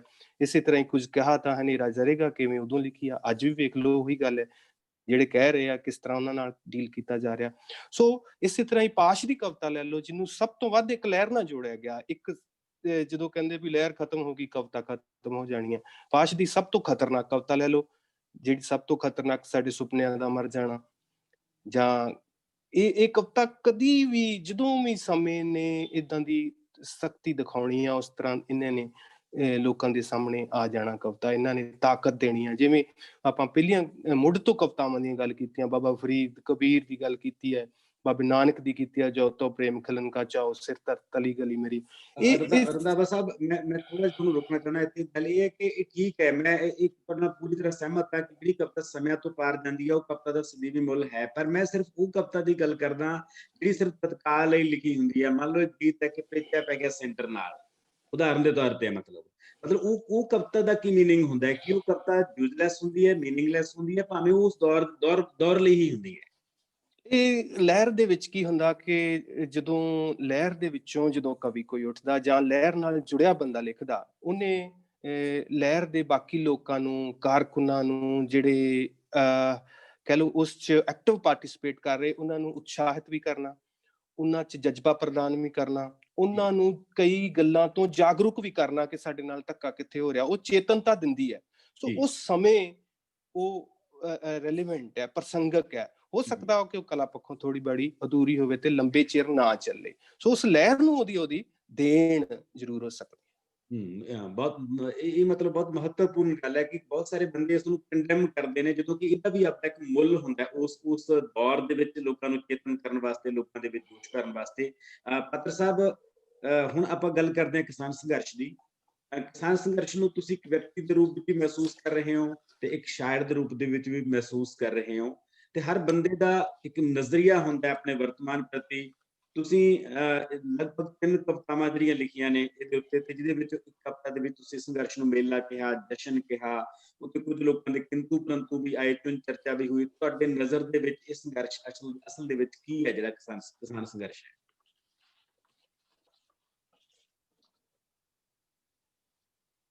ਮਾਈਕ ਖੋਲੋ ਸਰ, ਤੁਹਾਡਾ ਮਾਈਕ ਬੰਦ ਹੈ। ਅਨਮਿਊਟ ਨਹੀਂ ਹੋ ਰਿਹਾ ਜੀ? ਹੋ ਗਿਆ ਜੀ। ਅੱਛਾ, ਚਲੋ ਮੈਂ ਥੋੜੀ ਪਹਿਲਾਂ ਗੱਲ ਮੇਲੇ ਬਾਰੇ ਕਰਨਾ ਜੀ। ਕਿ ਮੈਂ ਮੈਂ ਸਮਝਦਾ ਕਿ ਜਿੱਦਾਂ ਅਸੀਂ ਜਿਹੜੇ ਤਗੜੇ ਸਾਹਿਬਜ਼ਾਦਿਆਂ ਦੀ ਸ਼ਹਾਦਤ ਦਾ ਅਸੀਂ ਪੁਰਬ ਮਨਾਉਂਦੇ ਹਾਂ, ਉਹਦਾ ਨਾਂ ਹੈਗਾ ਜੋੜ ਮੇਲਾ ਜੀ। ਹੁਣ ਅਸੀਂ ਜੋੜ ਮੇਲਾ ਕਹਿੰਦੇ ਹਾਂ। ਔਰ ਇੱਦਾਂ ਹੀ ਅਸੀਂ ਜਦੋਂ ਮੌਤ ਬਾਰੇ ਗੱਲ ਕਰਦੇ ਅਸੀਂ ਕਹਿੰਦੇ ਲਾੜੀ ਮੌਤ ਵਿਆਹੁਣ ਚੱਲੇ। ਕਿ ਜਦੋਂ ਤੁਹਾਨੂੰ ਯਾਦ ਹੋਵੇ ਕਿ ਅੰਮ੍ਰਿਤਸਰ ਹਰਿਮੰਦਰ ਸਾਹਿਬ ਨੂੰ ਬਚਾਉਣ ਵੇਲੇ ਜਦੋਂ ਇੱਕ ਨਿਹੰਗਾਂ ਦਾ ਜਥਾ ਸੀ, ਉਹ ਬਕਾਇਦਾ ਉਹਨਾਂ ਨੇ ਸਿਹਰੇ ਬੰਨੇ ਜੀ, ਅਸੀਂ ਲਾੜੀ ਮੌਤ ਨੂੰ ਵਿਆਹੁਣ ਚੱਲੇ। ਸੋ ਇਹ ਜੋ ਮੇਲਾ ਲਫ਼ਜ਼ ਹੈ ਨਾ, ਮੇਲੇ ਲਫ਼ਜ਼ ਨੂੰ ਅਸੀਂ ਉਹਦੀ ਇੱਕ ਆਤਮਾ ਦੇਖੀਏ ਤਾਂ ਉਹਦੇ ਚੜ੍ਹਦੀ ਕਲਾ ਦਾ ਹੀ ਮਤਲਬ ਇੱਕ ਸੁਨੇਹਾ ਹੈ ਕਿ ਉਹ ਇੱਕ ਜੇ ਮੈਟਾਫਰ ਹੈ, ਅਲੰਕਾਰ ਹੈ ਨਾ। ਜੀ ਜੀ ਜੀ। ਤੋ ਜਦੋਂ ਮੈਂ ਇਹ ਸਾਰੇ ਕੁਝ ਨੂੰ ਦੇਖਦਾ ਤੇ ਮੈਂ ਜਿਹੜੀ ਇਸ ਅੰਦੋਲਨ ਦੀ ਰੂਪ ਰੇਖਾ ਸੀ ਕਿ ਬੰਦੇ ਰੇਲਵੇ ਲਾਈਨਾਂ ਤੇ ਬੈਠ ਕੇ ਫਿਰ ਉਹ ਇੰਨੀ ਦੁੱਖ ਮੁਸੀਬਤ ਨਾਲ ਉੱਥੇ ਪਹੁੰਚਦੇ ਆ ਔਰ ਫਿਰ ਉੱਥੇ ਠੰਡ 'ਚ ਰਹਿੰਦੇ ਆ, ਪਰ ਜਿਸ ਤਰ੍ਹਾਂ ਉਹ ਰਹਿੰਦੇ ਆ, ਜਿਸ ਤਰ੍ਹਾਂ ਉਹ ਸਾਰੇ ਕੁਝ ਉਹਨਾਂ ਨੇ ਲਿਆ, ਤੋ ਮੈਂ ਸਮਝਦਾ ਕਿ ਉਹਦੇ ਲਈ ਅਸੀਂ ਆਪਣੀ ਪਰੰਪਰਾ, ਸਾਡੀ ਪਰੰਪਰਾ 'ਚ ਉਹਦੇ ਲਈ ਇਹੀ ਜਵਾਬ ਆ। ਜਿੱਦਾਂ ਤੁਸੀਂ ਜੇ ਦੇਖੋ ਕਿ ਸਾਡੇ ਸਭ ਤੋਂ ਵੱਧ ਜਿਹੜੇ ਜਿਹਨੂੰ ਆਪਾਂ ਕਹਿੰਦੇ ਖਾਲਸੇ ਦੇ ਬੋਲੇ, ਜਿਸ ਆਪਾਂ ਕਹਿੰਦੇ ਜਦੋਂ ਉਹ ਰੁੱਖ ਨੂੰ ਸਬਜ਼ ਮੰਦਰ ਕਹਿੰਦੇ ਆ, ਜਾਂ ਟੁੱਟੀ ਹੋਈ ਛੰਨ ਨੂੰ ਉਹ ਸ਼ੀਸ਼ ਮਹਿਲ ਕਹਿੰਦੇ ਆ, ਹਨਾ, ਜਾਂ ਉਹ ਜੁੱਤੀ ਨੂੰ ਅਥੱਕ ਸਵਾਰੀ ਕਹਿੰਦੇ ਆ, ਕਿ ਇੱਕ ਉਹਨਾਂ ਨੇ ਐਸੇ ਨਾਮ ਦਿੱਤੇ ਚੀਜ਼ਾਂ ਨੂੰ ਜਿਹੜੇ ਉਹਨਾਂ ਦੀ ਆਤਮਾ ਦਾ ਇੱਕ ਹਸਮੁਖਤਾ ਦਿਖਾਉਂਦੇ ਆ, ਉਹਨਾਂ ਦੀ ਆਤਮਾ ਜ਼ਿੰਦਗੀ, ਉਹਨਾਂ ਦੀ ਆਤਮਾ ਦੀ ਇੱਕ ਕ੍ਰੀਏਟਿਵਿਟੀ ਦਿਖਾਉਂਦੇ ਆ। ਸੋ ਉਸ ਪ੍ਰਸੰਗ 'ਚ ਜਾਣੀ ਮੇਰੇ ਮਨ 'ਚ ਮੈਂ ਕੋਈ ਬਹੁਤਾ ਏਦਾਂ ਸੁਚੇਤ ਕਿ ਮੈਂ ਇਹਨੂੰ ਮੇਲਾ ਲਿਖਣਾ, ਇਹ ਮੈਂ ਕਿਹਾ ਕਿ ਮੇਰੇ ਵਜੂਦ 'ਚੋਂ ਹੀ ਇਹ ਲਫ਼ਜ਼ ਨਿਕਲਿਆ। ਔਰ ਮੈਂ 'ਚ ਇਹ ਵੀ ਲਿਖਿਆ ਵੀ ਸਾਡਾ ਕਿੰਨੇ ਕੁਛ ਦਾ ਮੇਲਾ ਹੋਇਆ ਕਿ ਜੋ ਕੋਈ ਵਿਛੜਿਆ ਹੋਇਆ ਸੀ ਸਾਡੇ ਕੋਲੋਂ, ਕਿ ਸਾਡਾ ਹੌਸਲਾ, ਸਾਡੀ ਆਸ ਵਿਛੜੀ ਹੋਈ ਸੀ, ਉਹ ਸਾਰੇ ਕੁਛ ਆ ਕੇ ਇਹਦੇ ਵਿੱਚ ਮਿਲਿਆ, ਕਿ ਇਤਿਹਾਸ ਸ਼ਾਮਲ ਹੋ ਗਿਆ, ਮਿਥਾਸ ਸ਼ਾਮਲ ਹੋ ਗਿਆ, ਸੋ ਇਸ ਲਈ ਮੈਂ ਮੇਲਾ ਤੋਂ ਉਹਨੂੰ ਇਸ ਲਈ ਕਿਹਾ, ਮੇਰੀ ਆਪਣੀ ਸਮਝੋ ਇਹ ਮੇਰੀ ਇਹਨੂੰ ਮੇਰੀ ਸੀਮਾ ਕਹਿ ਦਓ ਜਾਂ ਇਹਦੀ ਮੈਨੂੰ ਕੁਛ ਵੀ ਕਹਿ ਲਓ, ਲੇਕਿਨ ਮੈਂ ਇਹਨੂੰ ਇੱਕ ਆਪਣੇ ਤੌਰ ਤੇ ਮੈਂ ਇਹਨੂੰ ਮੇਲੇ ਤੋਂ ਛੋੜ ਨਹੀਂ ਸਕਿਆ। ਜਦੋਂ ਮੈਂ ਬੰਦੇ, ਜਾਂ ਇਹ ਵੀ ਦੇਖੋ ਕਿ ਉੱਥੇ ਮੈਂ ਇੱਕ ਦਿਨ ਦੇਖ ਰਿਹਾ ਸੀ ਵੀਡੀਓ, ਉਹਦੇ ਵਿੱਚ ਜਿਹੜੀਆਂ ਕੁੜੀਆਂ ਨੇ ਉਹ ਕੋਈ ਵਿਆਹ ਵਾਂਗੀ ਕਰ ਰਹੀਆਂ ਨੇ, ਉਹ ਕਹਿ ਰਹੀਆਂ ਕਿ ਵੀ ਚਾਹ ਦੇ ਵਿੱਚ ਲਾਚੀ ਤੇਰੀ ਚੱਲਣ ਨਹੀਂ ਦੇਣੀ ਚਲਾਕੀ, ਹੈ ਨਾ, ਉਹਨੂੰ ਕੀ ਚਾਹੀਦਾ ਇੱਕ ਕੱਪ ਚਾਹ। ਮਤਲਬ ਉਹ ਇਹ ਸਟਰਗਲ ਵੀ ਆ, ਇੱਕ ਲਹਿਰ ਵੀ ਆ, ਪਰ ਇੱਕ ਸਾਡਾ ਜਸ਼ਨ ਵੀ ਆ, ਤੇ ਔਰ ਬੰਦਿਆਂ 'ਚ ਖੁਸ਼ੀ ਆ ਕਿ ਅਸੀਂ ਸ਼ੁਕਰ ਹੈ ਅਸੀਂ ਇੱਦਾਂ ਇਕੱਠੇ ਹੋਏ ਹਾਂ। ਜੀ ਜੀ ਜੀ, ਸ਼ੁਕਰ ਹੈ ਅਸੀਂ ਇਕੱਲੇ ਸੀ, ਅਸੀਂ ਆਪੋ ਧਾਪੀ ਦਾ ਸ਼ਿਕਾਰ ਸੀ। ਸ਼ੁਕਰ ਹੈ ਕਿ ਇਹੋ ਜਿਹਾ ਮੇਲਾ ਲੱਗਾ ਜਿੱਥੇ ਅਸੀਂ ਸਾਰੇ ਹਿੰਦੂ, ਸਿੱਖ, ਮੁਸਲਮਾਨ ਅਸੀਂ ਇਕੱਠੇ ਹੋਏ। ਸੋ ਮੇਰੀ ਕਵਿਤਾ ਲਈ ਉਹ ਮੇਲਾ ਹੀ ਆ ਜੀ। ਤੋ ਉਸ ਜਾਣੀ ਇਸ ਦੀ ਵਡਿਆਈ ਦਾ ਤਾਂ ਕੋਈ ਸਮਝੋ ਪਾਰਾਵਾਰ ਹੀ ਨਹੀਂ, ਕਿ ਜਿਸ ਤਰ੍ਹਾਂ ਜਿੰਨੀ ਸ਼ਾਨ ਨਾਲ ਉਹ ਸਾਰੇ ਕੁਝ ਨੂੰ ਨਿਭਾਇਆ ਔਰ ਜਿੰਨਾ ਸ਼ਾਂਤਮਈ ਉਹਨੂੰ ਤਰੀਕੇ ਨਾਲ ਰੱਖਿਆ ਗਿਆ, ਜਿਸ ਤਰ੍ਹਾਂ ਮੈਂ ਇੱਕ ਬਾਅਦ 'ਚ ਵੀ ਕਵਿਤਾ ਲਿਖੀ ਹੈ ਜਿਹੜੇ ਮੈਂ ਕਿਹਾ ਕਿ ਸਿਰ ਵਾਰਨਾ, ਕਿ ਮੈਂ ਇਹਦੇ ਸਿਰ ਤੋਂ ਵਾਰਦਾ ਹਾਂ ਜੀ, ਇਹਨਾਂ ਦੇ ਨੇਤਾਵਾਂ ਦੇ ਸਿਰ ਤੋਂ ਵੀ, ਕਿ ਜਿਨ੍ਹਾਂ ਨੇ ਇਸ ਮੇਲੇ ਦੇ ਇੱਕ ਸਿਰੇ ਨੂੰ ਸਾਡੇ ਕਦੀਮੀ ਇਤਿਹਾਸ ਨਾਲ ਜੋੜਿਆ, ਦੂਜੇ ਨੂੰ ਭਵਿੱਖ ਦੀ ਆਸ ਨਾਲ ਜੋੜਿਆ, ਔਰ ਤੀਜੇ ਤੇ ਚੌਥੇ ਵਿੱਚ ਇਹਨੂੰ ਇੱਦਾਂ ਸਾਂਭਿਆ ਕਿ ਇਸ ਮੇਲੇ ਤੇ ਕੋਈ ਹਰਫ ਨਾ ਆਵੇ, ਇਸ ਮੇਲੇ ਨੂੰ ਕੋਈ ਦਾਗ ਨਾ ਲੱਗੇ, ਇਸ ਮੇਲੇ ਦਾ ਨਾਂ ਮੈਲਾ ਨਾ ਹੋਵੇ। ਸੋ ਇਹਨੂੰ ਮੇਲਾ ਮੈਂ ਉਸ ਸੈਂਸ ਲਿਆ ਜਦੋਂ ਕਹਿੰਦੇ ਕਿ ਕਹਿੰਦਾ ਨਾ ਵਾਰਸ ਭਲਾ ਮੋਏ ਤੇ ਵਿਛੜੇ ਕੌਣ ਮੇਲੇ। ਇਸ ਮੇਲੇ 'ਚ ਮੋਏ ਤੇ ਵਿਛੜੇ ਵੀ ਸਾਨੂੰ ਆ ਕੇ ਮਿਲੇ ਆ। ਸਾਡਾ ਕੀ ਕੁਛ ਮਰ ਚੁੱਕਾ ਸੀ ਉਹ ਇਹਦੇ 'ਚ ਜਾਗਰੂਕ ਹੋ ਕੇ ਮਿਲਿਆ, ਸਾਡੇ ਇਤਿਹਾਸ ਦੇ ਪੁਰਖੇ ਸਾਡੇ ਲਈ ਮਿਲੇ, ਸਾਡੇ 'ਚੋਂ ਕੀ ਕੁਛ ਜਾਗਰਤ ਹੋਇਆ, ਅਸੀਂ ਕਿਹਦੇ ਕੀ ਹੋ ਗਏ। ਸੋ ਮਤਲਬ ਮੈਂ ਆਪਣੇ ਨਿੱਜੀ ਤੌਰ ਤੇ ਮੈਂ ਮਹਿਸੂਸ ਕਰਦਾ ਕਿ ਜਿਹੜੀ ਇੱਕ ਨਿਰਾਸ਼ਾ ਦੀ ਲਹਿਰ ਸੀ ਪੰਜਾਬ 'ਚ, ਇਸ ਅੰਦੋਲਨ ਨੇ, ਉਸ ਲਹਿਰ ਨੇ ਉਸ ਨਿਰਾਸ਼ਾ ਨੂੰ ਰੋੜ ਕੇ ਰੱਖ ਦਿੱਤਾ ਜੀ। ਇੱਥੇ ਕੁਛ ਨਹੀਂ ਹੋ ਸਕਦਾ, ਆਓ ਚੱਲੀਏ ਇੱਥੋਂ। ਪਰ ਉਹ ਇਸ ਮੇਲੇ ਨੇ ਇੱਕ ਤਰ੍ਹਾਂ ਇਹ ਸਾਬਤ ਕਰ ਦਿੱਤਾ ਕਿ ਉਹ ਸਾਰੀ ਨਿਰਾਸ਼ਾ, ਉਹ ਮਾਯੂਸੀ, ਉਹ ਉਸ ਨੂੰ ਧੋ ਦਿੱਤਾ, ਤੇ ਪੰਜਾਬੀ ਸਾਰੇ ਜਿਵੇਂ ਕਿਤੇ ਵਿਛੜੇ ਮਿਲੇ ਹੋਣ ਮੁੱਦਤਾਂ ਦੇ, ਇੱਦਾਂ ਮਿਲੇ। ਜੀ ਜੀ ਜੀ तो मैं और ਇਹਦੇ ਮੈਂ ਬਹੁਤ ਵੱਡੇ ਅਰਥ ਦੇਖਦਾ ਕਿਸਾਨੀ ਤੋਂ ਪਾਰ ਵੀ, ਕਿ ਇਹ ਇੱਕ ਪੂਰੇ ਜੋ ਹੁਣ ਦੁਨੀਆ ਦੀ ਗੱਲ ਬਣ ਰਹੀ ਹੈ ਕਿ ਕਾਰਪੋਰੇਟ ਹਾਊਸਸ ਕਿੱਦਾਂ ਸਰਕਾਰਾਂ ਨੂੰ ਵੀ ਖਰੀਦ ਰਿਹਾ, ਉਹ ਉਹਦੇ ਜ਼ਰ ਖਰੀਦ ਸਕਣ। ਸੋ ਸਿਰਫ ਇਹਦਾ ਇੰਨਾ ਹੀ ਅਰਥ ਨਹੀਂ ਹੈਗਾ ਕਿ ਵੀ ਕਿਸਾਨ ਲੜ ਰਹੇ ਆ। ਔਰ ਦੂਜਾ ਜੋ ਹੈ ਕਿ ਹਿੰਦੂ ਪੰਜਾਬ ਜੋ ਭਾਰਤ ਹੈ ਉਹਦੇ ਜੋ ਪ੍ਰਾਂਤ ਹੈ ਉਹ ਕੋਈ ਗੁਲਾਮ ਨਹੀਂ ਹੈ ਕੇਂਦਰ ਦੇ, ਜੇ ਆਪਾਂ ਕਹਿੰਦੇ ਕਿ ਫੈਡਰਲ ਸਟਰਕਚਰ ਹੈ।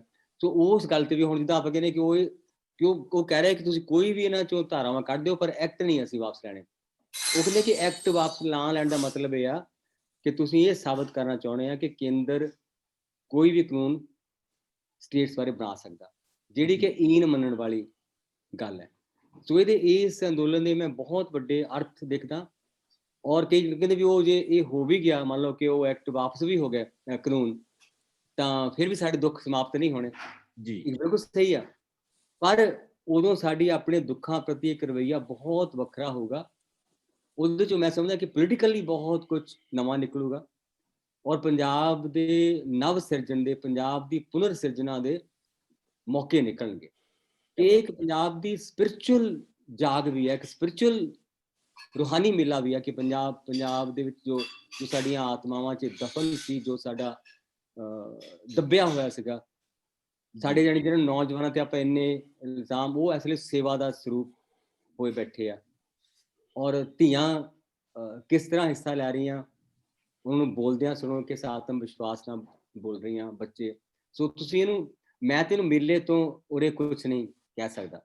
ਜੀ ਜੀ ਜੀ ਕਿ ਇਹਦੇ ਵਿੱਚ ਕੀ ਕੁਛ ਦਾ ਮੇਲਾ ਜੀ ਸਾਡੀ ਜਾਣੀ ਸਾਡੇ ਪੂਰਾ ਇਤਿਹਾਸ ਦਾ, ਮਿਥਾਸ ਦਾ, ਸਾਡੇ ਪੁਰਖਿਆਂ ਦਾ ਉਹ ਵੀ ਸ਼ਾਮਲ ਨੇ। ਮੈਂ ਕਿਹਾ ਇਹਦੇ ਵਿੱਚ ਜੀ ਕੌਣ ਕੌਣ ਸ਼ਾਮਲ ਨੇ, ਕਿ ਇਹੋ ਜਿਹੇ ਸਰੋਕਾਰ ਨੂੰ ਮੈਂ ਦੇਖ ਕੇ ਇਸ ਸਰੋਕਾਰ ਨੂੰ ਮੈਂ ਨਮਸਕਾਰ ਕੀਤਾ। ਜੀ ਹਾਂ, ਬਿਲਕੁਲ ਤੁਸੀਂ ਲਿਖਿਆ ਕਿ ਇਹਦੇ ਵਿੱਚ ਧਰਤ ਸ਼ਾਮਲ, ਬਿਰਖ ਪਾਣੀ ਪਾਉਣ ਸ਼ਾਮਲ ਨੇ, ਇਹਦੇ ਵਿੱਚ ਸਾਡੇ ਹਾਸੇ ਹੰਝੂ ਸਾਡੇ ਗਾਉਣ ਸ਼ਾਮਲ ਨੇ, ਤੇ ਤੈਨੂੰ ਕੁਝ ਪਤਾ ਹੀ ਨਹੀਂ ਇਹਦੇ ਵਿੱਚ ਕੌਣ ਸ਼ਾਮਲ ਨੇ, ਇਹਦੇ ਵਿੱਚ ਰੰਗਲਾ ਇਤਿਹਾਸ ਕਿਉਂਕਿ ਸ਼ਾਮਲ ਹੈ। ਹਾਸਾ, ਮੈਂ ਉਹ ਖਾਲਸੇ ਬੋਲੇ ਕਹਿੰਦਾ ਸੀ, ਖਾਲਸੇ ਬੋਲੇ ਨੀਂਦ ਨੂੰ ਕਹਿੰਦੇ ਆ ਕਿ ਧਰਮਰਾਜ ਦੀ ਧੀ ਆ ਗਈ, ਕਿ ਰਾਤੀ ਧਰਮਰਾਜ ਦੀ ਧੀ ਆਈ ਨਹੀਂ। ਮਤਲਬ ਕਿ ਉਹ ਉਸ ਮੌਕਿਆਂ 'ਚ ਵੀ ਹਸਮੁਖ ਕਲਾਧਾਰੀ ਲੋਕ ਨੇ ਜਿਹੜੇ ਜਾਣੀ ਉਹਨਾਂ ਦੁੱਖ ਦੇ ਥਲਾਂ ਨੂੰ ਹੱਸ ਕੇ ਪਾਰ ਕਰ ਜਾਂਦੇ ਆ। ਜੀ ਜੀ ਜੀ ਇਹ ਗੁਰੂ ਦੀ ਚੜ੍ਹਦੀ ਕਲਾ ਦੇ ਸਮਝੋ ਉਹਦੀ ਸਪਿਰਿਟ ਨੂੰ ਹੀ ਜ਼ਿੰਦਾ ਰੱਖਣ ਦੀ ਗੱਲ ਹੈ ਕਿ ਅਸੀਂ ਲਾੜੀ ਮੌਤ ਨੂੰ ਵਿਆਹੁਣ ਚੱਲੇ, ਜਾਂ ਅਸੀਂ ਜੋੜ ਮੇਲੇ, ਸ਼ਹਾਦਤ ਵੇਲੇ ਵੀ ਜੋੜ ਮੇਲੇ ਕਰ ਰਹੇ ਹਾਂ। ਜੀ ਜੀ ਉਸੇ ਨਿਰੰਤਰਤਾ 'ਚ ਮੇਰੇ ਖਿਆਲ 'ਚ ਮੈਂ ਇਸ ਚੀਜ਼ ਨੂੰ ਲਿਖਿਆ। ਬਿਲਕੁਲ ਸਾਡਾ ਇਤਿਹਾਸ ਗਵਾਹ ਹੈ ਜੀ, ਜਦੋਂ ਵੀ ਪਵਿੱਤਰ ਕਾਜ ਲਈ ਕੋਈ ਯੁੱਧ ਲੜਿਆ ਜਾਂਦਾ ਉਹ ਜਸ਼ਨ ਹੀ ਹੁੰਦਾ ਹੈ। ਤੇ ਚੰਡੀ ਦੀ ਵਾਰ ਨੂੰ ਜਦੋਂ ਅਸੀਂ ਪੜ੍ਹਦੇ ਹਾਂ ਤਾਂ ਜਿਸ ਤਰ੍ਹਾਂ ਚੰਡੀ ਉਹਨਾਂ ਦਾ ਮੁਕਾਬਲਾ ਕਰਦੀ ਹੈ, ਤੇ ਗੁਰੂ ਗੋਬਿੰਦ ਸਿੰਘ ਨੇ ਜਿਵੇਂ ਉਹ ਬਿਰਤਾਂਤ ਸਿਰਜਿਆ ਕਿ ਧੂਲੀ ਕਿਰਪਾਣੀ ਦੁਰਗਾ ਮਿਆਨ ਤੇ ਚੰਡੀ ਰਾਖਸ਼ ਖਾਣੀ ਬਾਹੀ ਦੈਂਤ, ਉਹ ਮੇਲੇ ਵਰਗਾ ਜਿਹਨੂੰ ਜਾ ਰਹੇ ਨੇ ਨਗਾਰੇ ਵਜਾਉਂਦੇ ਹੋਏ, ਉਹ ਆਪਣੇ ਆਪ ਦੇ ਵਿੱਚ ਬਹੁਤ ਵੱਡਾ ਮੇਲਾ ਹੈ ਤੇ ਜਸ਼ਨ ਹੈ, ਤੇ ਉਹਦੇ ਇੱਕ ਵੱਖਰੇ ਅਰਥ ਨੇ, ਤੇ ਤੁਸੀਂ ਬਹੁਤ ਇਹਨਾਂ ਅਰਥਾਂ ਨੂੰ ਵਸੀਹ ਕੀਤਾ ਆਪਣੇ ਇਸ ਮੈਟਾਫਰ ਰਾਹੀਂ। ਡਾਕਟਰ ਰੰਧਾਵਾ ਸਾਹਿਬ, ਕਈ ਤਰ੍ਹਾਂ ਦੇ ਸ਼ਾਇਰ ਨੇ। ਇਸ ਸੰਘਰਸ਼ ਦੌਰਾਨ ਕੁਝ ਲੋਕਾਂ ਨੇ ਬਹੁਤ ਜ਼ਿਆਦਾ ਕਵਿਤਾ ਲਿਖੀ, ਕੁਝ ਲੋਕ ਕਵਿਤਾ ਵੀ ਲਿਖਦੇ ਨੇ ਤੇ ਨਾਲ ਜੂਝ ਵੀ ਰਹੇ ਨੇ, ਕੁਝ ਲੋਕ ਸਿਰਫ ਕਵਿਤਾ ਲਿਖਦੇ ਨੇ ਤੇ ਕੁਝ ਕਵਿਤਾ ਵੀ ਨਹੀਂ ਲਿਖ ਰਹੇ ਹੈਗੇ। ਇਸ ਸਾਰੇ ਵਰਤਾਰੇ ਬਾਰੇ ਬਤੌਰ ਚਿੰਤਕ ਤੁਹਾਡੀ ਕੀ ਰਾਏ ਬਣਦੀ ਹੈ? ਕਵਿਤਾ ਦਾ ਜਿਹੜਾ ਇਤਿਹਾਸ ਰਿਹਾ ਜਾਂ ਲਹਿਰਾਂ ਦਾ ਇਤਿਹਾਸ ਰਿਹਾ, ਉਹਦੇ 'ਚ ਇਸ ਤਰ੍ਹਾਂ ਹੀ ਹੁੰਦਾ ਰਿਹਾ ਦੀਪ ਜੀ, ਕਿ ਗਦਰ ਮੂਵਮੈਂਟ ਸੀ, ਜਿਵੇਂ ਉਹਨਾਂ ਦੇ ਜਿਹੜੇ ਉਹਦੇ 'ਚ ਲਹਿਰ ਦੇ ਵਿੱਚ ਕੁੱਦੇ ਸੀ ਮਰ ਜੀਵੜੇ ਟਾਈਪ, ਉਹ ਖੁਦ ਕਹਿ ਲਓ ਜੁਝਾਰੂ ਵੀ ਸੀ ਤੇ ਉੱਤੋਂ ਕਵੀ ਵੀ ਬਣ ਗਏ। ਸੋ ਕਵਿਤਾ ਵੀ ਲਿਖਦੇ ਰਹੇ ਤੇ ਲਹਿਰ ਦੇ ਵਿੱਚ ਐਕਟਿਵ ਪਾਰਟਿਸਿਪੇਟ ਵੀ ਕਰਦੇ ਰਹੇ। ਦੂਸਰੇ ਉਹ ਸ਼ਾਇਰ ਲੋਕ ਜਿਹੜੇ ਇਹਨਾਂ ਲਹਿਰਾਂ ਤੋਂ, ਜਿਵੇਂ ਨਕਸਲਾਈਟ ਸੀਗੇ, ਨਕਸਲਵਾੜੀ ਲਹਿਰ ਚੱਲੀ, ਉਹਨਾਂ ਨੇ ਵੀ ਪਾਰਟਿਸਿਪੇਟ ਕੀਤਾ ਲਹਿਰ ਦੇ ਵਿੱਚ, ਤੇ ਨਾਲ ਕਈ ਤਾਂ ਕਵੀ ਉਦੋਂ ਹੀ ਬਣੇ ਜਦੋਂ ਉਸ ਲਹਿਰ ਦੇ ਵਿੱਚ ਸ਼ਾਮਲ ਹੋ ਗਏ। ਤੇ ਬਹੁਤ ਸਾਰੇ ਸ਼ਾਇਰ ਜਿਹੜੇ ਸੀ ਉਹ ਉਸ ਲਹਿਰ ਦੇ ਵਿੱਚ ਐਕਟਿਵ ਪਾਰਟਿਸਿਪੇਟ ਕਰ ਗਏ ਬਾਅਦ ਦੇ ਵਿੱਚ। ਸੋ ਲਹਿਰਾਂ ਦਾ ਵੀ ਪ੍ਰਭਾਵ ਬੰਦੇ ਤੇ, ਸ਼ਾਇਰੀ ਦਾ ਵੀ ਪ੍ਰਭਾਵ ਹੁੰਦਾ ਹੈ। ਸੋ ਇੱਕ ਤਾਂ ਇਹ ਹੋ ਗਿਆ। ਦੂਸਰਾ ਹੋ ਗਿਆ ਕਿ ਜਿਹੜੇ ਸ਼ਾਇਰ ਨੇ ਤੇ ਐਕਟਿਵ ਪਾਰਟਿਸਿਪੇਟ ਨਹੀਂ ਕਰਦੇ, ਦੂਜੀ ਧਿਰ ਆ, ਪਰ ਉਹਨਾਂ ਦਾ ਜਿਹੜਾ ਕਰਮ ਹੈ, ਕਿਉਂਕਿ ਉਹਨਾਂ ਦਾ ਕਰਮ ਕਵਿਤਾ ਲਿਖਣਾ ਗਾਉਣ ਵਾਲੇ ਦਾ ਕਰਮ ਗਾਉਣਾ ਹੈ ਜਿਵੇਂ। ਸੋ ਉਹਨਾਂ ਨੇ ਕਲਮ ਦੇ ਰਾਹੀਂ ਆਪਣਾ ਯੋਗਦਾਨ ਪਾਉਣਾ ਹੁੰਦਾ। ਇਸ ਤਰ੍ਹਾਂ ਬਹੁਤ ਸਾਰੇ ਇਤਿਹਾਸ ਦੇ ਵਿੱਚ ਹੁੰਦਾ ਰਿਹਾ। ਹੁਣ ਪਾਤਰ ਸਾਹਿਬ ਦਾ ਅੱਜ ਇੱਕ ਆਰਟੀਕਲ ਸੀ ਪੰਜਾਬੀ ਟ੍ਰਿਬਿਊਨ ਦੇ ਵਿੱਚ, ਜਿਨ੍ਹਾਂ 'ਚ ਉਹਨਾਂ ਨੇ ਜੌਨ ਬਾਇਸ ਦੀ, ਜਿਹੜਾ ਅਮਰੀਕੀ ਕਲਾਕਾਰ ਸੀ, ਉਹਨੇ ਉਹਨਾਂ ਦੀਆਂ ਜਿਹੜੀਆਂ ਜੰਗਬਾਜ਼ਾਂ ਦੇ ਖਿਲਾਫ ਕਹਿੰਦਾ ਮੇਰੇ ਕੋਲ ਇਹੀ ਹਥਿਆਰ ਆ ਜੀ ਕਿ ਮੇਰੇ ਕੋਲ ਤਾਂ ਬਸ 6 ਤਾਰਾਂ ਵਾਲਾ ਸਾਜ਼ ਹੈ, ਮੇਰੀ ਗਿਟਾਰ। ਬਹੁਤ ਅੱਛਾ ਸੀ ਜੀ। ਬਹੁਤ ਅੱਛਾ। ਸੋ ਇਹ ਇਸੇ ਤਰ੍ਹਾਂ ਹੀ ਉਹਨਾਂ ਨੇ ਪਤ ਸਾਹਿਬ ਨੇ ਵਿੱਚ ਬਾਬੇ ਨਾਨਕ ਤੇ ਬਾਣੀ ਤੇ ਰਬਾਬ ਦਾ ਜ਼ਿਕਰ ਵੀ ਕੀਤਾ ਸੀਗਾ ਕਿ ਉਸ ਬਾਬੇ ਨਾਨਕ ਨੇ ਕਿੰਨੀ ਤਾਕਤ ਤੇ ਸ਼ਕਤੀ ਨਾਲ ਹਲੂਣਾ ਦਿੱਤਾ ਸੀ ਜਦੋਂ ਪਾਪ ਦੀ ਜੰਜ ਕਿਹਾ ਸੀ ਕਾਬਲੋ ਤਾਵਾ, ਤੇ ਉਹਨਾਂ ਨੇ ਕਿਹਾ ਕਿ ਕੋਈ ਇਤਿਹਾਸਕਾਰ ਵੀ ਐਵੇਂ ਨਹੀਂ ਕਰ ਸਕਿਆ, ਇੰਨਾ ਯੋਗਦਾਨ ਨਹੀਂ ਪਾ ਸਕਿਆ ਜਿੰਨਾ ਬਾਬੇ ਨਾਨਕ ਨੇ ਇਹਨਾਂ ਸਤਰਾਂ ਨਾਲ ਕਰ ਦਿੱਤਾ। ਸੋ ਦੂਸਰੀ ਤਰ੍ਹਾਂ ਦੇ ਇਹ ਪਾਰਟਿਸਿਪੇਟ ਕਰਦੇ ਨੇ ਆਪਣੇ ਆਪਣੇ ਨਜ਼ਰੀਏ ਤੋਂ, ਕਿਉਂਕਿ ਇਹ ਆਪਣਾ ਆਪਣਾ ਕਰਮ ਕਹਿ ਲਓ ਕਿ ਕਲਮ ਨਹੀਂ ਹਥਿਆਰ ਆ ਉਹਨਾਂ ਲਈ ਜਿਹੜੇ ਪਾਰਟਿਸਿਪੇਟ ਨਹੀਂ ਕਰ ਰਹੇ ਤੇ ਲਿਖ ਰਹੇ ਆ। ਤੀਸਰੇ ਕਿਸਮ ਦੇ ਲੋਕ ਜਿਨ੍ਹਾਂ ਦੇ ਬਾਰੇ ਤੁਸੀਂ ਚੁੱਪ ਕਿਹਾ ਕਿ ਬਹੁਤ ਸਾਰੇ ਲਿਖਦੇ ਹੀ ਨਹੀਂ ਆ, ਸੋ ਉਹ 3-4 ਤਰੀਕੇ ਨਾਲ ਉਹਨਾਂ ਬਾਰੇ ਗੱਲ ਕੀਤੀ ਜਾ ਸਕਦੀ ਹੈ ਕਿ ਜਿਵੇਂ ਕਈ ਵਾਰ ਪਤ ਸਾਹਿਬ ਨੇ ਹੁਣੇ ਕਿਹਾ ਸੀ ਸਦਮੇ 'ਚ ਹੁੰਦੇ ਆ ਕੁਛ ਲੋਕ, ਤੇ ਉਹਨਾਂ ਨੂੰ ਪਤਾ ਨਹੀਂ ਲੱਗ ਰਿਹਾ ਕਿ ਸਾਡੇ ਅੰਦਰ ਉਹਨਾਂ ਦਾ ਵਜੂਦ ਕਵਿਤਾ ਨਹੀਂ ਬਣ ਰਿਹਾ, ਜਾਂ ਵਜੂਦ ਦੇ ਨਾਲ ਜਾਂ ਸਿਰਜਣ ਪ੍ਰਕਿਰਿਆ ਦੇ ਨਾਲ ਸਮਾਂ ਇੱਕ ਮਿਕ ਨਹੀਂ ਹੋ ਰਿਹਾ, ਉਹ ਕ੍ਰੀਏਟਿਵ ਪ੍ਰੋਸੈਸ 'ਚ ਨਹੀਂ ਪਾ ਰਹੇ ਉਹ ਸਾਰੇ ਕੁਛ ਨੂੰ। ਸੋ ਇੱਕ ਤਾਂ ਉਹ ਨੇ। ਦੂਸਰੀ ਤਰ੍ਹਾਂ ਦੇ ਜਿਹੜੇ ਸਾਡੇ ਵਰਤਾਰੇ ਨੇ, ਕੰਟਰਾਡਿਕਸ਼ਨਸ ਨੇ ਸਾਡੀ ਸੁਸਾਇਟੀ ਦੀਆਂ। ਜਦੋਂ 47 ਹੋਇਆ ਸੀ, 84 ਹੋਇਆ ਸੀ, ਬਹੁਤ ਸਾਰੇ ਲੋਕਾਂ ਨੇ ਲੁੱਟ ਵੀ ਮਚਾਈ ਸੀ, ਬੇਪਤੀ ਵੀ ਹੋਈ ਸੀ, ਬੇਪਤੀ ਔਰਤਾਂ ਦੀ ਹੋਈ ਸੀ, ਉਹ ਵੀ ਤਾਂ ਪਤ ਸਾਹਿਬ ਨੇ ਇਸ਼ਾਰਾ ਕੀਤਾ ਸੀ ਕੰਟਰਾਡਿਕਸ਼ਨਸ। ਸੋ ਅਜੇ ਭੈ ਮੁਕਤ ਨਹੀਂ ਹੋਏ ਕਈ, ਮਾਨਸਿਕ ਤੌਰ ਤੇ ਇਹਨਾਂ ਨੂੰ ਕਲੋਨਾਈਜ਼ਡ ਨੇ, ਅਜੇ ਵੀ ਗੁਲਾਮ ਨੇ ਮਾਨਸਿਕ ਤੌਰ ਤੇ। ਕੁਛ ਇਸ ਤਰ੍ਹਾਂ ਵੀ ਆਪਾਂ ਕਹਿ ਸਕਦੇ ਹਾਂ। ਕੁਛ ਤਾਂ ਇੰਨੇ ਸੇਫ ਜ਼ੋਨ 'ਚ ਬੈਠੇ ਹੋਏ ਆ, ਉਹ ਕਹਿੰਦੇ ਸਾਨੂੰ ਇਸ ਚੀਜ਼ ਦਾ ਕੋਈ ਲੱਗਦਾ ਨਹੀਂ, ਵਾਸਤਾ ਨਹੀਂ ਆ। ਸੋ ਉਹ ਵੀ ਇੱਕ ਹੈਗਾ। ਚੌਥੀ ਲਾ ਲਓ ਤੁਸੀਂ ਧਿਰ ਏਦਾਂ ਦੀ ਆ ਜਿਹੜੀ ਸੱਚੀ ਮੁੱਚੀ ਸਤਾ ਦੇ ਹੱਕ ਦੇ ਵਿੱਚ ਭੁਗਤਦੀ ਆ ਔਰ ਸ਼ਰੇਆਮ ਭੁਗਤਦੀ ਹੈ। ਇਹੋ ਜਿਹੇ ਲੋਕ ਵੀ ਤੁਸੀਂ ਤੁਹਾਨੂੰ ਮਿਲ ਜਾਣਗੇ ਔਰ ਆਰਗੂ ਕਰਨਗੇ ਤੁਹਾਡੇ ਨਾਲ। ਸੋ ਇੱਕ ਇਹ ਵੀ ਹੈਗੇ ਆ। ਸੋ ਜਦੋਂ ਇਤਿਹਾਸ ਲਿਖਿਆ ਜਾਣਾ ਅਸਲ 'ਚ, ਤਾਂ ਫਿਰ ਉਦੋਂ ਪਤਾ ਲੱਗਣਾ ਕਿ ਜਿਹੜੀਆਂ ਅਗਲੀਆਂ ਪੀੜ੍ਹੀਆਂ ਪੁੱਛਣਗੀਆਂ ਕਿ ਉਦੋਂ ਤੁਸੀਂ ਕਿੱਥੇ ਸੀ। ਕਿਆ ਬਾਤ, ਕਿਆ ਬਾਤ। ਬਹੁਤ ਖੂਬਸੂਰਤ ਗੱਲ ਕੀਤੀ ਹੈ ਕਿ ਤੁਸੀਂ ਉਦੋਂ ਕੀ ਕਰ ਰਹੇ ਸੀ ਜਦੋਂ ਲੋਕ ਮਰ ਰਹੇ ਸੀ।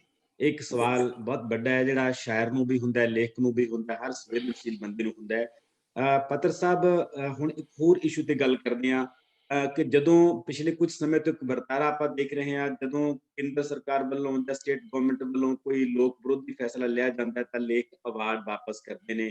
ਤੁਸੀਂ ਵੀ ਅਵਾਰਡ ਵਾਪਸ ਕੀਤੇ ਹੈ। ਹੁਣ ਜਦੋਂ ਲੱਗਣ ਲੱਗ ਪਿਆ ਕਿ ਪਾਰਟੀ ਭਾਵੇਂ ਕੋਈ ਵੀ ਹੋਵੇ, ਉਹਦਾ ਕਿਰਦਾਰ ਜਦੋਂ ਸੱਤਾ ਤੱਕ ਪਹੁੰਚਦੇ ਲੋਕ ਵਿਰੋਧੀ ਹੁੰਦਾ ਅਕਸਰ, ਤਾਂ ਤੁਹਾਨੂੰ ਕੀ ਲੱਗਦਾ ਕਿ ਇੱਕ ਸੰਵੇਦਨਸ਼ੀਲ ਬੰਦੇ ਨੂੰ ਇਹ ਅਵਾਰਡ ਲੈਣੇ ਚਾਹੀਦੇ ਨੇ ਜਾਂ ਨਹੀਂ ਲੈਣੇ ਚਾਹੀਦੇ ਤਾਂ ਜੋ ਮੋੜਨ ਦੀ ਨੌਬਤ ਹੀ ਨਾ ਆਵੇ, ਤੇ ਜਾਂ ਫਿਰ ਮੋੜਨੇ ਚਾਹੀਦੇ ਨੇ ਤਾਂ ਕਿ ਸਿਸਟਮ ਦੇ ਮੂੰਹ ਤੇ ਇੱਕ ਥੱਪੜ ਵੱਜੇ ਕਿ ਲਓ ਜੀ ਮੈਂ ਤੁਹਾਡਾ ਅਵਾਰਡ ਵਾਪਸ ਕਰਦਾ। ਤੁਹਾਡਾ ਕੀ ਨਜ਼ਰੀਆ ਇਸ ਅਵਾਰਡ ਲੈਣ ਤੇ ਅਵਾਰਡ ਵਾਪਸ ਦੇਣ ਬਾਰੇ?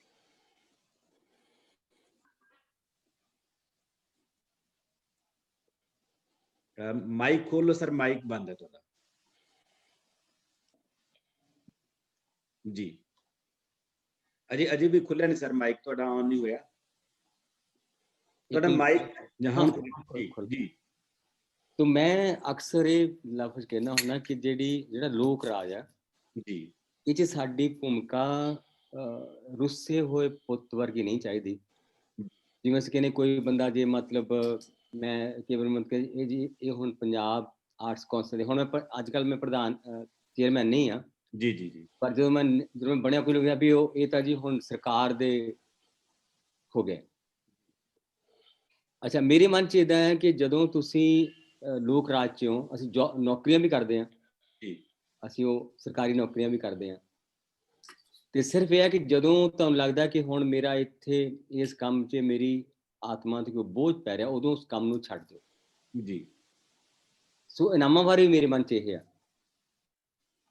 ਕਿ ਅਸੀਂ ਮਤਲਬ ਉਹ ਸਮਝ ਲਓ ਕਿ ਜੋ ਪੈਸਾ ਵੀ ਲੋਕਾਂ ਦਾ ਉਹ ਜਿਹੜਾ ਸਾਨੂੰ ਉਹ ਦੇ ਰਹੇ ਆ, ਔਰ ਸੰਸਥਾਵਾਂ ਵੀ ਸਾਨੂੰ ਸੰਭਾਲਣੀਆਂ ਚਾਹੀਦੀਆਂ, ਮੇਰੇ ਮਨ 'ਚ ਇਹ ਵੀ ਆ ਜੀ ਜੀ ਕਿ ਮਤਲਬ ਕੋਈ ਸੰਸਥਾ ਆਇਆ, ਅਸੀਂ ਕਿਉਂ ਨਾ ਸਾਡੇ ਚੰਗੇ ਬੰਦੇ ਉਹਨਾਂ ਸੰਸਥਾ ਤੇ ਜਾਣ, ਜੀ ਕਿ ਉੱਥੇ ਵੀ ਸਾਡੀ ਇੱਕ ਸ਼ਮੂਲੀਅਤ ਚਾਹੀਦੀ ਆ ਜਿੱਥੇ ਤੱਕ ਹੋ ਸਕੇ ਸਾਨੂੰ। ਔਰ ਸਾਨੂੰ ਜਿੱਥੇ ਸਰਕਾਰ ਗਲਤ ਕਰੇ ਉੱਥੇ ਸਾਨੂੰ ਗਲਤ ਕਹਿਣਾ ਚਾਹੀਦਾ, ਜਿੱਥੇ ਉਹ ਠੀਕ ਕਰੇ ਸਾਨੂੰ ਉਹਦੇ ਨਾਲ। ਜਾਣੀ ਇੱਕ ਲੋਕ ਰਾਜ ਦੀ ਜੇ ਅਸੀਂ ਵੋਟ ਪਾਉਂਦੇ ਹਾਂ ਜੀ ਹਨਾ, ਜੇ ਅਸੀਂ ਲੋਕ ਰਾਜ 'ਚ ਰਹਿੰਦੇ ਹਾਂ ਤਾਂ ਸਾਡਾ ਇਹੋ ਹੱਕ ਹੈ ਤੇ ਫਰਜ਼ ਵੀ ਕਿ ਅਸੀਂ ਪੂਰੀ ਤਰ੍ਹਾਂ ਉਹ 'ਚ ਸ਼ਾਮਲ ਹੋਣਾ, ਪਰ ਸ਼ਾਮਲ ਉਹਨਾਂ ਦੀ ਬਦਨੀਤੀ ਵਿੱਚ ਸ਼ਾਮਲ ਨਹੀਂ ਹੋਣਾ।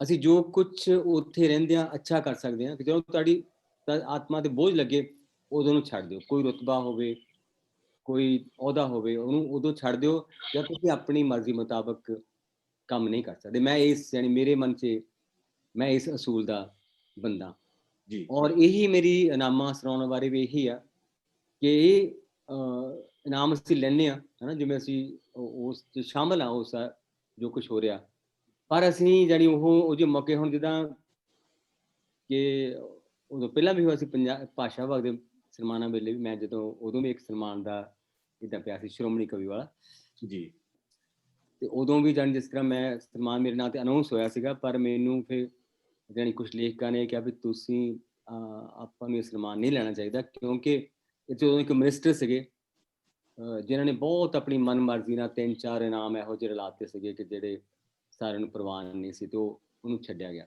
ਜੀ ਹੁਣ ਜਿਵੇਂ ਅਸੀਂ ਹੁਣ ਸ਼ਾਮਲ ਹਾਂ, ਮੈਂ ਹੁਣ ਐਡਵਾਈਜ਼ਰੀ 'ਚ ਸ਼ਾਮਲ ਸੀਗਾ ਜੀ, ਤਾਂ ਮੈਂ ਸ਼ਮੂਲੀਅਤ ਦੇ ਹੱਕ 'ਚ ਹਾਂ, ਪਰ ਸ਼ਮੂਲੀਅਤ ਉਹੀ ਜਿਹੜੀ ਤੁਹਾਡੀ ਆਤਮਾ ਤੇ ਬੋਝ ਨਾ ਬਣੇ। ਜਦੋਂ ਵੀ ਉਹ ਤੁਹਾਨੂੰ ਮਹਿਸੂਸ ਹੋਵੇ ਕਿ ਇਹ ਕੁਛ ਮੈਂ ਆਪਣੀ ਆਤਮਾ ਤੇ ਵਿਪਰੀਤ ਕਰ ਰਿਹਾ, ਤਾਂ ਉਸ ਨੂੰ ਛੱਡ ਦਿਓ, ਬੇਸ਼ੱਕ ਕੋਈ ਇਨਾਮ ਹੋਵੇ ਜਾਂ ਕੋਈ ਖਿਤਾਬ ਹੋਵੇ। ਜੀ ਬਿਲਕੁਲ। ਜਦੋਂ ਗੁਰਸ਼ਰਨ ਭਾਜੀ ਹੋਰਾਂ ਨੇ ਪੰਜਾਬ ਆਰਟਸ ਕੌਂਸਲ ਦੇ ਉਹ ਪ੍ਰਧਾਨ ਬਣੇ ਸੀ, ਉਦੋਂ ਵੀ ਇਹ ਗੱਲਾਂ ਉੱਠੀਆਂ ਸੀ ਤੇ ਤੁਹਾਡਾ ਇਹਦੇ ਪ੍ਰਤੀ ਆਪਣਾ ਇੱਕ ਨਜ਼ਰੀਆ, ਉਹਨਾਂ ਦਾ ਵੀ ਇਸ ਕਿਸਮ ਦਾ ਹੀ ਆਪਣਾ ਇੱਕ ਨਜ਼ਰੀਆ ਸੀ ਕਿ ਸਾਨੂੰ ਉਹਦੇ ਵਿੱਚ ਰਹਿਣਾ ਚਾਹੀਦਾ ਹੈ, ਕਿਉਂਕਿ ਉਹ ਲੋਕਾਂ ਦੇ ਅਦਾਰੇ ਨੇ। ਜਦੋਂ ਸਾਨੂੰ ਲੱਗਦਾ ਹੈ ਕਿ ਇਹ ਉਹਨਾਂ ਨੇ ਮਤਲਬ ਉਹਨਾਂ ਨੇ ਸਰਕਾਰੀ ਪੈਸਾ ਲੈ ਕੇ ਵੀ ਨਾਟਕ ਕੀਤੇ ਸੀਗੇ, ਪਰ ਨਾਟਕ ਆਪਣੀ ਮਰਜ਼ੀ ਦੇ ਕੀਤੇ। ਜੀ ਜੀ ਜੀ, ਬਿਲਕੁਲ ਬਿਲਕੁਲ। ਜੇ ਤੁਹਾਨੂੰ ਯਾਦ ਹੋਇਆ ਕਿ ਜਦੋਂ ਕੋਈ ਲੋਕਾਂ ਨੇ ਕਿਹਾ ਵੀ ਤੁਸੀਂ ਇਹ ਤਾਂ ਗ੍ਰਾਂਟ ਤਾਂ ਤੁਹਾਨੂੰ ਗਵਰਨਮੈਂਟ ਤੋਂ ਮਿਲੀ, ਪਰ ਉਹ ਕਹਿੰਦੇ ਕਿ ਮੈਂ ਜਦ ਤੱਕ ਮੈਂ ਇਹ 'ਚ ਆਪਣੀ ਗੱਲ ਕਹਿ ਸਕਦਾ ਤਦ ਤੱਕ ਮੈਂ ਇਹਨੂੰ ਬੁਰਾ ਨਹੀਂ ਸਮਝਦਾ। ਜੀ ਜੀ, ਬਿਲਕੁਲ ਬਿਲਕੁਲ ਬਿਲਕੁਲ। ਤੇ ਹੁਣ ਅਸੀਂ ਕੁਝ ਸਵਾਲ ਸਾਡੇ ਉਹਨਾਂ ਸਾਥੀਆਂ ਤੋਂ ਲਵਾਂਗੇ ਜੋ ਸਾਡੇ ਨਾਲ ਸ਼ਾਮਿਲ ਨੇ। ਸਾਡੇ ਨਾਲ ਰਵਿੰਦਰ ਸਹਿਰਾ ਜੀ, ਗੁਰਦੀਪ ਢਿੱਲੋਂ ਜੀ, ਹੋਰ ਬਹੁਤ ਸਾਰੇ, ਸਾਕ ਮੁਹੰਮਦ ਜੀ, ਕਈ ਸਾਰੇ ਲੋਕ ਸ਼ਾਮਿਲ ਨੇ। ਬੇਨਤੀ ਹੈ ਤਾਂ ਤੁਹਾਨੂੰ, ਜੇ ਪਾਤਰ ਸਾਹਿਬ ਨੂੰ, ਆਤਮ ਰੰਧਾਵਾ ਜੀ ਨੂੰ ਕੋਈ ਵੀ ਸਵਾਲ ਤੁਹਾਡੇ ਮਨ ਦੇ ਵਿੱਚ ਕੋਈ ਪੁੱਛਣਾ ਚਾਹੁੰਦੇ ਹੋ ਤਾਂ ਤੁਹਾਡਾ ਸਵਾਗਤ ਹੈ ਜੀ। ਬਾਅਦ ਦੇ ਵਿੱਚ ਅਸੀਂ 93 ਦੇ ਵਿੱਚ ਪਾਤਰ ਸਾਹਿਬ ਤੋਂ ਕੋਈ ਜ਼ਰੂਰ ਸੁਣਾਂਗੇ ਅਖੀਰ ਤੇ ਜਾਂਦੇ ਜਾਂਦੇ। ਪਹਿਲਾਂ ਜੇ ਕੋਈ ਸਵਾਲ ਦੋਸਤ ਕਰਨਾ ਚਾਹੁੰਦਾ।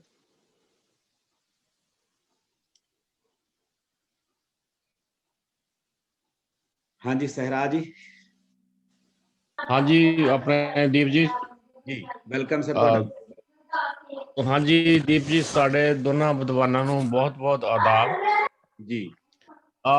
ਮੈਂ ਕੁਝ ਜ਼ਿਆਦਾ ਗੱਲ ਨਹੀਂ ਕਰਨੀ ਤੇ ਕੁਛ ਮੇਰੇ ਕਿੰਤੂ ਹੈਗੇ ਨੇ, ਕਿਉਂਕਿ ਜਦੋਂ ਆਪਾਂ ਕੋਈ ਕਿੰਤੂ ਨਾ ਕਰੀਏ ਤਾਂ ਮੇਰੇ ਖਿਆਲ ਗੱਲ ਅੱਗੇ ਵੱਧਦੀ ਨਹੀਂ ਹੁੰਦੀ।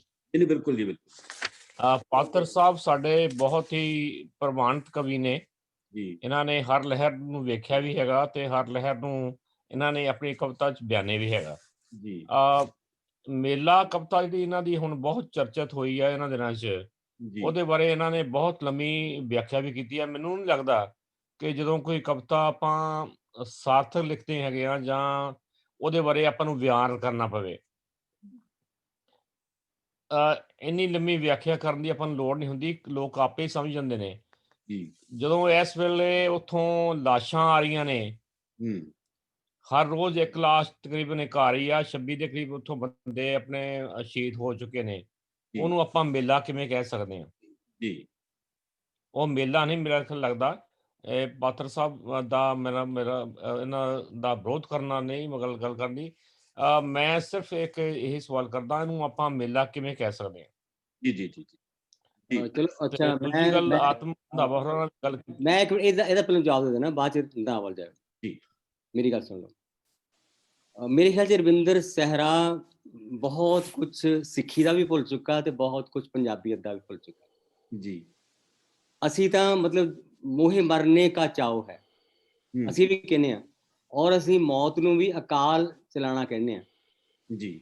ਔਰ ਜਿਵੇਂ ਕਿਹਾ ਪਹਿਲਾਂ ਕਿ ਉਹ ਲਾੜੀ ਮੌਤ, ਇਹਨਾਂ ਨੂੰ ਸ਼ਾਇਦ ਉਹ ਭੁੱਲ ਗਿਆ ਕਿ ਜਦੋਂ ਸ਼ਹੀਦ ਹੋਣ ਲਈ ਮੈਂ ਵੀ ਉਹ ਨਿਹੰਗ ਸਿੰਘ ਆਪਣੇ ਸਿਹਰੇ ਬੰਨ੍ਹ ਕੇ ਗਿਆ ਜੀ। ਸੋ ਸ਼ਾਇਦ ਮੈਂ ਸਰ ਕਿ ਮੈਨੂੰ ਬੋਲਣ ਦੀ ਲੋੜ ਨਹੀਂ, ਪਰ ਬੋਲਣ ਦੀ ਲੋੜ ਪੈ ਜਾਂਦੀ ਹੈ ਕਿ ਤੁਸੀਂ ਜਦੋਂ ਕਿਸੇ ਚੀਜ਼ ਨੂੰ ਉਹਦੀ ਰੌਸ਼ਨੀ 'ਚ ਦੇਖ ਹੀ ਨਾ ਸਕੋ, ਉਹਦੇ ਤੁਸੀਂ ਪਿਛੋਕੜ ਨਾ ਜਾਣ ਸਕੋ ਵਕੀਲ ਵਾਂਗ ਬਿਲਕੁਲ ਜਿਹੜੇ ਭਾਵਨਾਹੀਣ ਵਕੀਲ ਵਾਂਗ ਗੱਲ ਕਰੋ, ਤਾਂ ਫਿਰ ਇਹ ਲੱਗਦਾ ਕਿ ਉਸ ਗੱਲ ਤੁਹਾਨੂੰ ਬਹੁਤ ਯਾਨੀ ਦੁੱਖ ਹੁੰਦਾ ਕਿ ਤੁਸੀਂ ਹੁਣ ਜਿਵੇਂ ਗੁਰੂ ਤੇਗ ਬਹਾਦਰ ਦੀ ਸ਼ਹਾਦਤ ਹੈ ਜੀ, ਉਹ 'ਚ ਕਹਿੰਦੇ ਆ ਕਿ ਤੇਗ ਬਹਾਦਰ ਕੇ ਚਲਤ ਭਇਓ ਜਗਤ ਕੋ ਸ਼ੋਕ ਹੈ ਸਭ ਜਗ ਪਇਓ ਜੈ ਜੈ ਜੈ ਸੁਰਲੋਕ।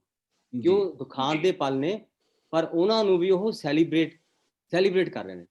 ਜੀ ਜੀ, ਇਹ ਪੋਇਟਰੀ ਦੀ ਆਤਮਾ, ਇਹ ਕੋਈ ਅਖਬਾਰ ਦੀ ਖਬਰ ਨਹੀਂ ਹੈ ਕਿ ਤੁਸੀਂ ਇਹਨੂੰ ਅਖਬਾਰ ਦੀ ਖਬਰ ਵਾਂਗ ਕਿਸੇ ਪੋਇਮ ਨੂੰ ਲਵੋ। ਘੱਟ ਤੋਂ ਘੱਟ ਮੈਂ ਰਵਿੰਦਰ ਸਹਿਰਾ ਕੋਲੋਂ ਇਹ ਆਸ ਨਹੀਂ ਕਰਦਾ ਕਿ ਉਹ ਨਾ ਜਾਣੀ ਪੰਜਾਬ ਦੀ ਤੇ ਸਿੱਖੀ ਦੀ ਆਤਮਾ ਜਾਂ ਚੜ੍ਹਦੀ ਕਲਾ ਨੂੰ ਨਾ ਸਮਝ ਰਿਹਾ ਹੋਵੇ। ਠੀਕ ਹੈ ਜੀ, ਗੱਲ ਇਹ ਤੁਹਾਡੀ ਹਾਂਜੀ। ਰੰਧਾਵਾ ਨੂੰ ਤੁਸੀਂ ਕੀ ਸਵਾਲ ਕਰਨਾ ਚਾਹੁੰਦੇ ਸੀ? ਤੁਹਾਡਾ ਮਾਈਕ ਬੰਦ ਹੈ ਸਰ, ਮਾਈਕ ਬੰਦ ਹੈ।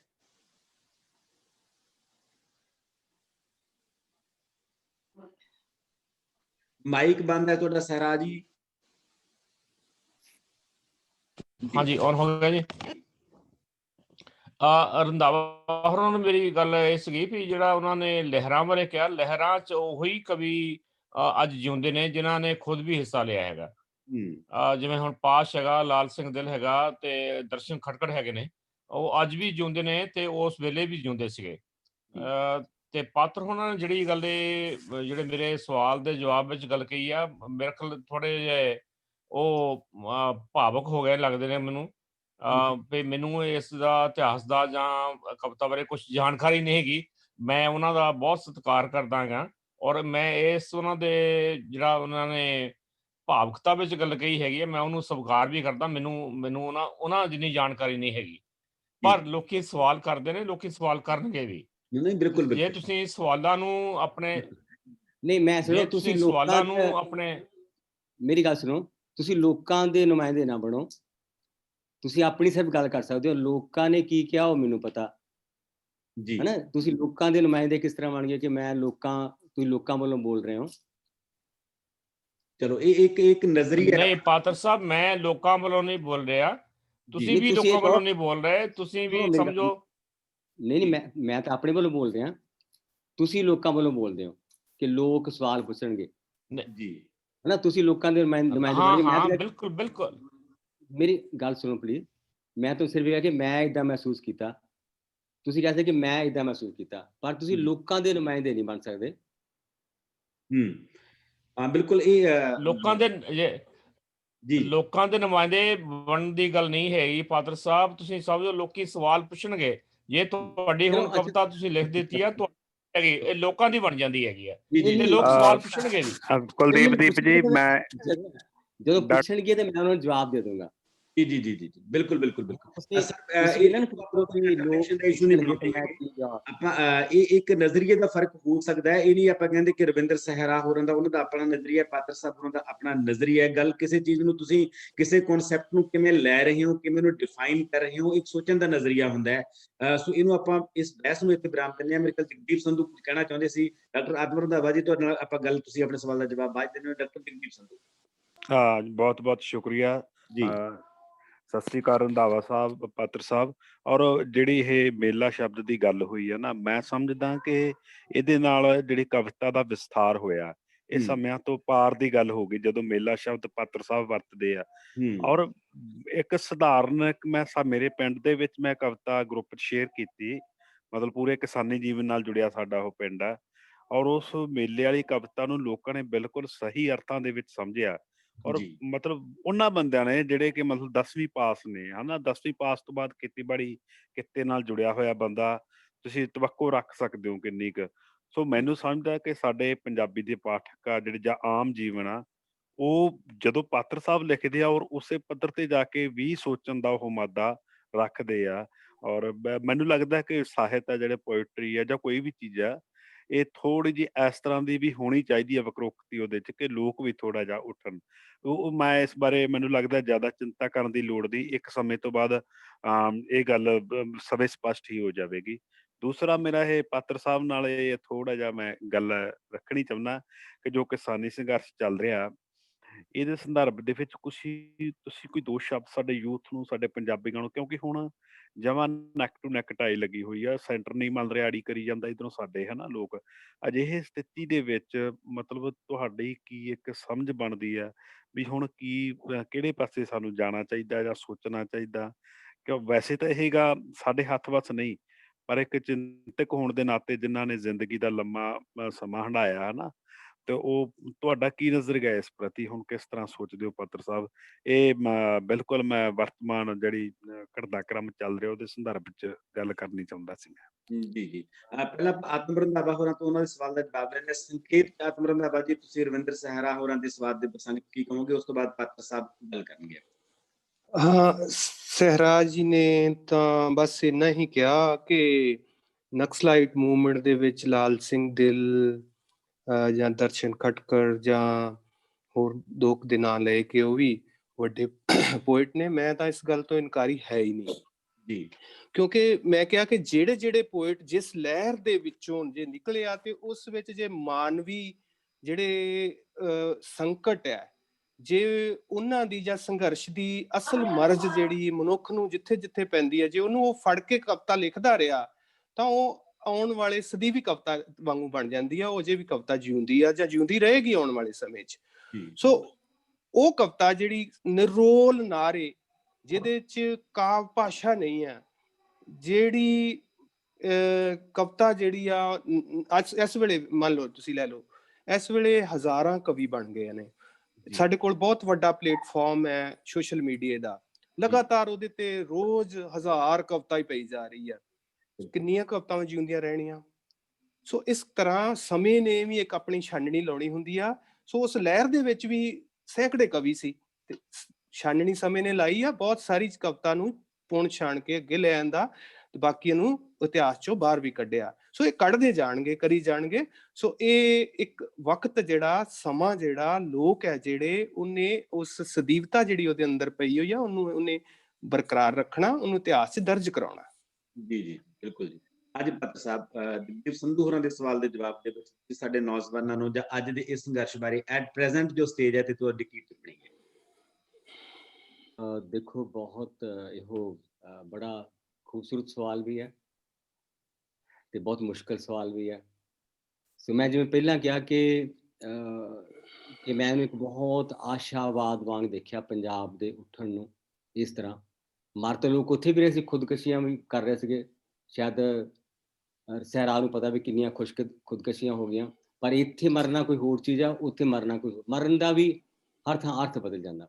ਸੋ ਮੈਂ ਇਹ ਸਾਰੀ ਚੀਜ਼ ਨੂੰ ਇੱਕ ਆਸ਼ਾਵਾਦ ਵਾਂਗ ਦੇਖ ਰਿਹਾ। ਔਰ ਹੁਣ ਜਿੱਥੇ ਸਥਿਤੀ ਖੜੀ ਆ ਮੇਰੀ, ਜਾਣੀ ਕੁਝ ਜਿਸ ਤਰ੍ਹਾਂ ਰਾਜੇਵਾਲ ਹੋਣਾ ਨਾਲ ਵੀ ਕੁਝ ਦਿਨ ਪਹਿਲਾਂ ਮੇਰੀ ਗੱਲ ਇਸ ਬਾਰੇ ਹੋਈ ਜੀ, ਤੇ ਉਹ ਕਹਿੰਦੇ ਕਿ ਹੁਣ ਜਿੱਦਾਂ ਹੁਣ ਸਾਨੂੰ ਸੈਂਟਰ ਇਹ ਕਹਿ ਰਿਹਾ ਵੀ ਤੁਸੀਂ ਇਹਨਾਂ ਧਾਰਾਵਾਂ ਚੋਂ ਭਾਵੇਂ ਜਿਹੜੇ ਕਾਨੂੰਨਾਂ ਚੋਂ ਜੋ ਤੁਹਾਨੂੰ ਨਹੀਂ ਠੀਕ ਕਢਾ ਦਿਓ, ਭਾਵੇਂ 99% ਚੀਜ਼ਾਂ ਕਢਾ ਦਿਓ, ਪਰ ਅਸੀਂ ਜਿਹੜੇ ਲਾਅ ਹੈ ਉਹ ਵਾਪਸ ਨਹੀਂ ਲੈ ਸਕਦੇ। ਔਰ ਉਹ ਕਹਿੰਦੇ ਪਰ ਜੇ ਲਾਅ ਵਾਪਸ ਨਹੀਂ ਲੈਣ ਦਾ ਮਤਲਬ ਇਹ ਆ ਕਿ ਉਹ ਇੱਕ ਤਰ੍ਹਾਂ ਦਾ ਇਹ ਹੱਕ ਕਮਾ ਲੈਣਗੇ ਕਿ ਅਸੀਂ ਫੇਰ ਵੀ ਖੇਤੀ ਬਾਰੇ ਕਾਨੂੰਨ ਬਣਾ ਸਕਦੇ ਆ ਜਿਹੜਾ ਕਿ ਉਹਦਾ ਹੱਕ ਨਹੀਂ। ਉਹਨੇ ਕਿਹਾ ਕਿ ਵੀ ਇਹ ਕਣਕ ਦੇ ਦਾਣਿਆਂ ਬਾਰੇ ਨਹੀਂ ਬਣਾ ਸਕਦੇ ਕਾਨੂੰਨ, ਆਟੇ ਬਾਰੇ ਬਣਾ ਸਕਦੇ ਆ ਕਿ ਫੂਡ ਵਿੱਚ ਔਰ ਫੂਡ ਸਟਫ ਵਿੱਚ ਫਰਕ ਹੈ। ਸੋ ਬਹੁਤ ਬਰੀਕ ਤਰ੍ਹਾਂ ਉਹਨਾਂ ਨੇ ਉਹਦਾ ਐਨਾਲਿਸਿਸ ਕੀਤਾ। ਔਰ ਦੂਜੀ ਗੱਲ ਹੈ ਕਿ ਇਹਦੇ ਵਿੱਚ ਪੂਰਾ ਇੱਕ ਫੈਡਰਲ ਢਾਂਚੇ ਦਾ ਜਿਹੜਾ ਉਹਨੂੰ ਵੀ ਖੋਰਾ ਲਾ ਰਹੇ ਆ, ਜਿਸ ਉਹਨਾਂ ਦੀ ਇਹ ਗੱਲ ਮੰਨਦੇ ਆ ਜੀ। ਸੋ ਮੇਰੇ ਮਨ 'ਚ ਇਹੀ ਆ ਕਿ ਹੁਣ ਇਹੀ ਆ ਕਿ ਜੋ ਸਾਰਾ ਹੁਣ ਸਾਰੀ ਦੁਨੀਆ ਦੀਆਂ ਨਿਗਾਹਾਂ ਵੀ ਇਸ ਤੇ ਨੇ। ਔਰ ਮੈਂ ਨਹੀਂ ਸਮਝਦਾ ਕਿ ਵੀ ਇੰਨੀ ਕੇਂਦਰ ਸਰਕਾਰ ਇੰਨੀ ਇਸ ਤਰ੍ਹਾਂ ਦੀ ਇੱਕ ਗਲਤੀ ਕਰੂਗੀ ਕਿ ਇੱਕ ਪੂਰੇ ਦੇ ਪੂਰੇ ਪ੍ਰਾਂਤ ਨੂੰ, ਪੂਰੇ ਦੇ ਪੂਰੀ ਇੱਕ ਕੌਮ ਨੂੰ ਔਰ ਇੰਨੇ ਕਿਸਾਨਾਂ ਨੂੰ ਇਸ ਤਰ੍ਹਾਂ ਨਾਲ ਉਹ ਨਿਰਾਸ਼ ਕਰਨ ਦਾ ਇੱਕ ਖਤਰਾ ਸੇੜ ਸਕੇ, ਜੋ ਕਿ ਭਾਰਤ ਦੀ ਭਾਰਤ ਦੀ ਸਮਝੋ ਕਿ ਇੱਕ ਕਿਸਮ ਦਾ ਐਸੀ ਅਨਹੋਣੀ ਹੋ ਗਈ ਇਸ ਦੇਸ਼ ਲਈ ਕਿ ਜਿਹੜਾ ਬਹੁਤ ਵੱਡਾ ਗਹਿਰਾ ਦਰਦ ਹੋਊਗਾ। ਸੋ ਮੈਂ ਇਹ ਨੂੰ ਦੇਖਦਾ ਕਿ ਇਸ ਦੇ ਵਿੱਚ ਜੇ ਹੁਣ ਜਿਵੇਂ ਸੁਪਰੀਮ ਕੋਰਟ ਦੀ ਗੱਲ ਚੱਲੀ ਕਿ ਸੁਪਰੀਮ ਕੋਰਟ ਵੀ ਇਹਦੇ ਵਿੱਚ ਦਖਲ ਦਊਗੀ, ਸੋ ਮੈਂ ਬਸ ਇਹੀ ਚਾਹੁੰਦਾ ਕਿ ਇਹ ਸਟਰਗਲ ਜਾਰੀ ਰਹੇ, ਪਰ ਇਹਨੂੰ ਪੂਰੀ ਤਰ੍ਹਾਂ ਸ਼ਾਂਤੀਪੂਰਨ ਰੱਖਿਆ ਜਾਵੇ ਜੀ। ਸਾਡੇ ਕੋਲ ਮਿਸਾਲਾਂ ਨੇ ਕਿ ਜਦੋਂ ਗੁਰਦੁਆਰਾ ਨਨਕਾਣਾ ਸਾਹਿਬ ਦਾ ਕਬਜ਼ਾ ਲੈਣ ਲਈ ਮਤਲਬ ਮੱਥਾ ਟੇਕਣ ਲਈ ਜਾਂਦੇ ਆ, ਨਿਹੱਥੇ ਜਾਂਦੇ ਆ, ਔਰ ਮਹੰਤ ਨਰੈਣ ਦਾਸ ਉਹਦੇ ਗੁੰਡੇ ਉਹਨੂੰ ਸਾਰਿਆਂ ਨੂੰ ਜਾਣੀ ਜਿੰਨੇ ਸਿੰਘ ਆ ਉਹਨੂੰ ਖਤਮ ਕਰਦੇ ਆ, ਪਰ ਉਸ ਤੋਂ ਬਾਅਦ ਸਾਰਾ ਜਹਾਨ ਤਰਾਹ ਕਰ ਉੱਠਦਾ, ਔਰ ਬਰਤਾਨੀਆ ਸਰਕਾਰ ਨੂੰ ਵੀ ਉਸ ਤੋਂ ਖੌਫ ਖਾ ਕੇ ਤੇ ਉਹ ਚਾਬੀਆਂ ਦੇਣੀਆਂ ਪੈਂਦੀਆਂ ਸਿੰਘਾਂ ਨੂੰ ਜੀ। ਸੋ ਮੇਰੇ ਮਨ 'ਚ ਵੀ ਇਹੀ ਆ ਕਿ ਜੇ ਇਹਨੂੰ ਜਦੋਂ ਵਾਇਲੈਂਸ ਹੁੰਦੀ ਆ, ਵਾਇਲੈਂਸ ਨੂੰ ਦਬਾਉਣ ਦਾ ਬਹੁਤ ਜਲਦੀ ਸਰਕਾਰਾਂ ਕੋਲ ਤਰੀਕੇ ਹੁੰਦੇ ਆ ਕਿ ਉਹਨਾਂ ਕੋਲ ਵੱਧ ਵਾਇਲੈਂਸ ਦੇ ਤਰੀਕੇ ਹੁੰਦੇ ਆ, ਵਾਇਲੈਂਸ ਨਾਲ ਉਹ ਬਹੁਤ ਜ਼ਿਆਦਾ ਵਾਇਲੈਂਸ ਕਰ ਸਕਦੇ ਆ।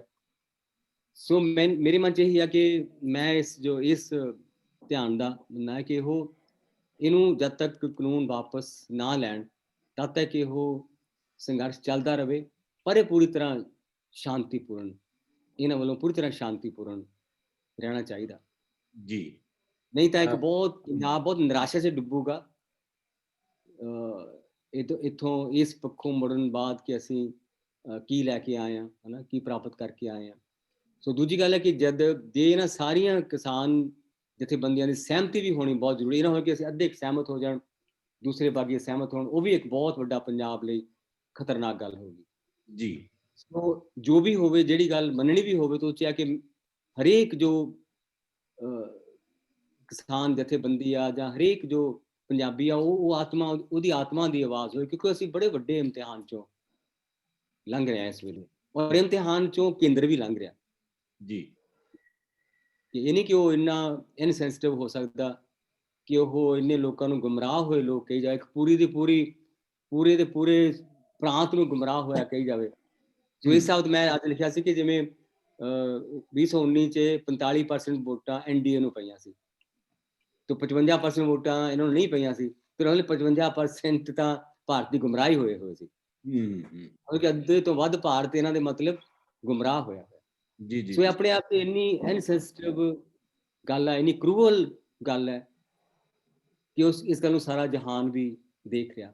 ਸੋ ਇਹ ਲੜਾਈ ਮਤਲਬ ਮੇਰੇ ਮਨ 'ਚ ਸਿਰਫ ਕਿਸਾਨਾਂ ਦੀ ਹੀ ਨਹੀਂ ਰਹਿ ਗਈ, ਉਹ ਤੋਂ ਇੱਕ ਪਾਰ ਤੇ ਇੱਕ ਮਾਨਵਤਾ ਦੀ ਡਿਗਨਿਟੀ ਦੀ ਲੜਾਈ ਆ, ਇੱਕ ਲੋਕ ਰਾਜ ਦੀ ਡਿਗਨਿਟੀ ਦੀ ਲੜਾਈ ਆ ਕਿ ਲੋਕ ਅੰਦੋਲਨ ਨਾਲ ਸਰਕਾਰ ਕਿੱਦਾਂ ਡੀਲ ਕਰਦੀ ਆ, ਉਸ ਗੱਲ ਦੀ ਲੜਾਈ ਆ। ਸੋ ਮੈਂ ਇਹਦੇ ਬਹੁਤ ਵੱਡੇ ਅਰਥ ਦੇਖਦਾ। ਸੋ ਮੇਰੇ ਮਨ 'ਚ ਹੈ ਕਿ ਪੂਰੀ ਸਹਿਮਤੀ ਨਾਲ ਬੇਸ਼ੱਕ ਜੋ ਸਾਡੀਆਂ ਕਿਸਾਨ ਜਥੇਬੰਦੀਆਂ, ਸਾਡੇ ਲੋਕ ਨੇ, ਜਿਸ ਤਰ੍ਹਾਂ ਉਹਨੂੰ ਸਹੀ ਲੱਗੇ ਉਸ ਪਲ ਤੇ ਉਹ ਕਰ ਸਕਦੇ ਆ, ਪਰ ਮੈਂ ਉਹਨੂੰ ਫਿਰ ਇੱਕ ਵਾਰੀ ਰਿਪੀਟ ਕਰਦਾ ਕਿ ਮੇਰੇ ਮਨ 'ਚ ਹੈ ਕਿ ਅਸੀਂ ਇੱਕ ਸ਼ਾਂਤਮਈ ਸੂਰਬੀਰਤਾ ਦੇਵੀ ਮੁਜੱਸਮੇ ਬਣਾ ਕੇ ਖਿਲਾਉਣਾ। ਯਾਦ ਹੈ ਕਿ ਜਦੋਂ ਗੁਰੂ ਕੇ ਬਾਗ ਦੇ ਬਾਰੇ CF ਐਂਡਰਿਊਜ਼ ਇੱਕ ਈਸਾਈ ਮਿਸ਼ਨਰੀ ਲਿਖਦਾ, ਕਹਿੰਦਾ ਮੈਨੂੰ ਲੱਗਾ ਕਿ ਮੈਂ ਈਸਾ ਦੀ ਸਲੀਬ ਦੇਖ ਰਿਹਾ, ਕਿ ਉਹ ਅੰਗਰੇਜ਼ ਸੀਗਾ ਜਿਹਨੇ ਲਿਖਿਆ ਕਿ ਮੈਨੂੰ ਏਦਾਂ ਲੱਗਾ ਕਿ ਮੈਂ ਈਸਾ ਦੀ ਸਲੀਬ ਦੇਖ ਰਿਹਾ। ਕਿ ਸੋ ਸਾਡੇ ਕੋਲ ਸਾਡੇ ਇਤਿਹਾਸ 'ਚ ਦੋਨੋਂ ਹੀ ਗੱਲਾਂ ਨੇ, ਇੱਕ ਸ਼ਾਂਤਮਈ ਤੌਰ ਤੇ ਸ਼ਹੀਦ ਹੋ ਜਾਣਾ ਵੀ ਉਹ 'ਚ ਸ਼ਾਮਲ ਹੈ, ਉਹਦੇ ਵਿੱਚ ਇੱਕ ਉਸ ਜੰਗ 'ਚ ਲੜਨਾ ਵੀ ਸ਼ਾਮਲ ਹੈ। ਔਰ ਮੈਂ ਦੇਖਿਆ ਕਿ ਜਿਵੇਂ ਗੁਰੂ ਸਾਹਿਬ ਨੇ ਸਾਨੂੰ ਸਿਰਫ ਸ਼ਮਸ਼ੀਰ ਨਹੀਂ, ਸਾਨੂੰ ਗਿਆਨ ਖੜਗ ਵੀ ਦਿੱਤਾ। ਕਿਉਂਕਿ ਕੁਛ ਹਨੇਰੇ ਜਿਹੜੇ ਆ ਕਿ ਮੈਂ ਕਿਹਾ ਵੀ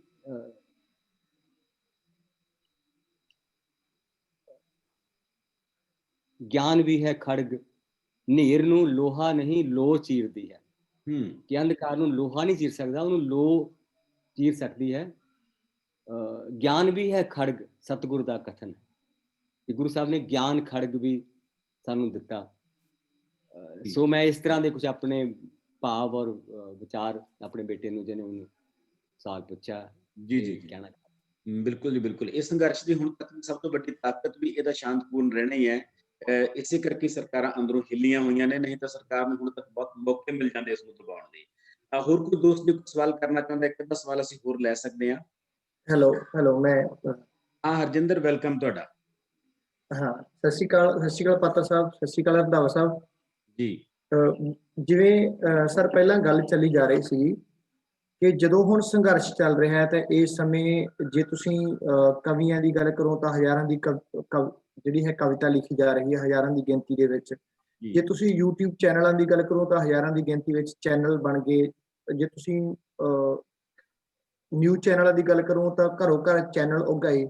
ਤੇ ਜੇ ਮੈਂ ਇਕੱਲੇ ਸਾਹਿਤ ਦੀ ਗੱਲ ਕਰਾਂ ਜਾਂ ਕਵਿਤਾ ਦੀ ਗੱਲ ਕਰਾਂ, ਕੀ ਹੁੰਦਾ ਹੈ ਕਿ ਕਵੀ ਸਾਹਿਤ ਦਾ ਤੇ ਲਹਿਰਾਂ ਦਾ ਆਪਸ ਵਿੱਚ ਮੁੱਢ ਤੋਂ ਡੂੰਘਾ ਸੰਬੰਧ ਰਿਹਾ ਹੈ ਕਿ ਜਦੋਂ ਲਹਿਰਾਂ ਪੈਦਾ ਹੋਈਆਂ ਤਾਂ ਉਹਦੇ ਨਾਲ ਸਾਹਿਤ ਪੈਦਾ ਹੋਇਆ, ਜਦੋਂ ਸਾਹਿਤ ਪੈਦਾ ਹੋਇਆ ਤਾਂ ਉਹਦੇ ਨਾਲ ਲਹਿਰਾਂ ਵੀ ਖੜੀਆਂ ਹੋਈਆਂ। ਤੁਸੀਂ ਮਤਲਬ ਤੁਹਾਡਾ ਕੀ ਨਜ਼ਰੀਆ ਪਾਤਰ ਸਾਹਿਬ ਇਸ ਗੱਲ ਦਾ ਕਿ ਲਹਿਰਾਂ ਪ੍ਰਮੁੱਖ ਨੇ ਜਾਂ ਪਹਿਲਾਂ ਸਾਹਿਤ ਪ੍ਰਮੁੱਖ ਹੈ? ਕਹਿੰਦਾ ਮਤਲਬ ਲਹਿਰਾਂ ਸਾਹਿਤ ਨੂੰ ਪੈਦਾ ਕਰਦੀਆਂ ਜਾਂ ਸਾਹਿਤ ਲਹਿਰਾਂ ਨੂੰ ਪੈਦਾ ਕਰਦਾ? ਜੀ ਦੇਖੋ ਇੱਦਾਂ ਆ ਕਿ ਜਿਵੇਂ ਦੁਨੀਆ ਤੇ ਜਦੋਂ ਬੰਦਾ ਆਇਆ ਤੇ ਉਹਨੇ ਜੀਣਾ ਸ਼ੁਰੂ ਕੀਤਾ ਤੇ ਉਹਦੀ ਲਾਈਫ 'ਚ ਜੋ ਕੁਝ ਵਾਪਰਿਆ, ਮੰਨ ਲਓ ਕਦੀ ਜ਼ਖਮੀ ਹੋਇਆ ਤਾਂ ਉਹਦੇ ਮਨ 'ਚੋਂ ਕੋਈ ਹੌਕਾ ਨਿਕਲਿਆ ਤੇ ਉਹਨੂੰ ਪ੍ਰਗਟ ਕੀਤਾ, ਹਨਾ। ਇਹ ਆਪਾਂ ਕਹਿੰਦੇ ਕਿ ਘਟਨਾ ਪਹਿਲਾਂ ਹੁੰਦੀ ਆ, ਸਾਨੂੰ ਪਹਿਲਾਂ ਅਨੁਭਵ ਹੁੰਦਾ ਕਿਸੇ ਦਾ, ਆਪਾਂ ਉਹਦੇ ਚੋਂ ਸਾਡਾ ਸਾਹਿਤ ਪੈਦਾ, ਕਿ ਸਾਡੇ ਅਨੁਭਵ ਚੋਂ ਸਾਹਿਤ ਪੈਦਾ ਹੁੰਦਾ ਜੀ। ਪਰ ਇਹ ਹੈ ਕਿ ਜਿੱਦਾਂ ਹੁਣ ਆਪਾਂ ਕਹਿੰਦੇ ਕਿ ਜਿਹੜੀ ਕਿ ਜੋ ਕਿ ਸਾਹਿਤ ਘਟਨਾਵਾਂ ਵੀ, ਕਿ ਸਾਹਿਤ ਘਟਨਾਵਾਂ ਚੋਂ ਹੀ ਪੈਦਾ ਨਹੀਂ ਹੁੰਦਾ, ਸਾਹਿਤ ਘਟਨਾਵਾਂ ਪੈਦਾ ਵੀ ਕਰਦਾ। ਸਾਹਿਤ ਜਿਹੜਾ, ਜਦੋਂ ਅਸੀਂ ਸਾਹਿਤ ਨੂੰ ਪੜ੍ਹਦੇ ਹਾਂ ਤਾਂ ਸਾਹਿਤ ਸਾਨੂੰ ਮੁੜ ਕੇ ਸਾਡੇ ਕੋਲ ਇੱਕ ਜਿਹੜੇ ਅਸੀਂ ਸਬਕ ਸਿੱਖੇ ਹੁੰਦੇ ਆ, ਜੋ ਸਾਨੂੰ ਅਨੁਭਵ ਨੇ ਸਬਕ ਸਿਖਾਏ ਹੁੰਦੇ ਆ, ਉਹ ਸਬਕ ਸਭ ਤੋਂ ਜ਼ਿਆਦਾ ਸਾਹਿਤ ਵਿੱਚ ਅੰਕਿਤ ਹੁੰਦੇ ਆ। ਹੁਣ ਜਿਵੇਂ ਆਪਾਂ ਕਹਿੰਦੇ ਕਿ ਗੁਰੂ ਨਾਨਕ ਸਾਹਿਬ ਵੇਲੇ ਕੋਈ ਫੌਜ ਨਹੀਂ ਸੀ, ਖਾਲਸਾ ਫੌਜ ਨਹੀਂ ਸੀ, ਉਸ ਵੇਲੇ ਸੰਗਤ ਸੀ। ਪਰ ਇੱਕ ਵਕਤ ਆਇਆ ਕਿ ਫਿਰ ਉਹ ਇੱਕ ਖਾਲਸਾ ਫੌਜ ਬਣੀ, ਖਾਲਸਾ ਲਾਡਲੀ, ਗੁਰੂ ਦੀ ਲਾਡਲੀ ਫੌਜ ਬਣੀ। ਪਰ ਉਹਦੇ ਵਿੱਚ ਜਿਵੇਂ ਉਹ ਅਸੀਂ ਸਮਝਦੇ ਕਿ ਉਹ ਸਾਰਾ ਕੁਝ, ਉਹ ਸਾਹਿਤ ਦੀ ਸਿੱਖਿਆ, ਉਹ ਸਾਹਿਤ ਸਾਨੂੰ, ਜਿਵੇਂ ਹੁਣ ਮਤਲਬ ਮੈਂ ਕਹਿੰਦਾ ਕੁਝ ਮੂਲ ਮੰਤਰ ਵੀ ਸ਼ਾਮਿਲ ਹੈ ਕਿ ਜੇ ਅਸੀਂ ਏਡੇ ਵੱਡੇ ਯੁੱਧ ਲੜੇ ਤਾਂ ਉਹਦੇ ਵਿੱਚ ਨਿਰਭਉ ਨਿਰਵੈਰ ਜੋ ਮੂਲ ਮੰਤਰ 'ਚ ਲਿਖਿਆ, ਉਹ ਗੱਲ ਵੀ ਸ਼ਾਮਿਲ ਹੈ ਕਿ ਉੱਥੇ ਆਪਾਂ ਦੇਖਦੇ ਕਿ ਉਸ ਜੋ ਇਲਾਹੀ ਬਾਣੀ ਨੇ ਸਾਨੂੰ ਇਹੋ ਜਿਹਾ ਬਣਾਉਣ 'ਚ ਰੋਲ ਅਦਾ ਕੀਤਾ।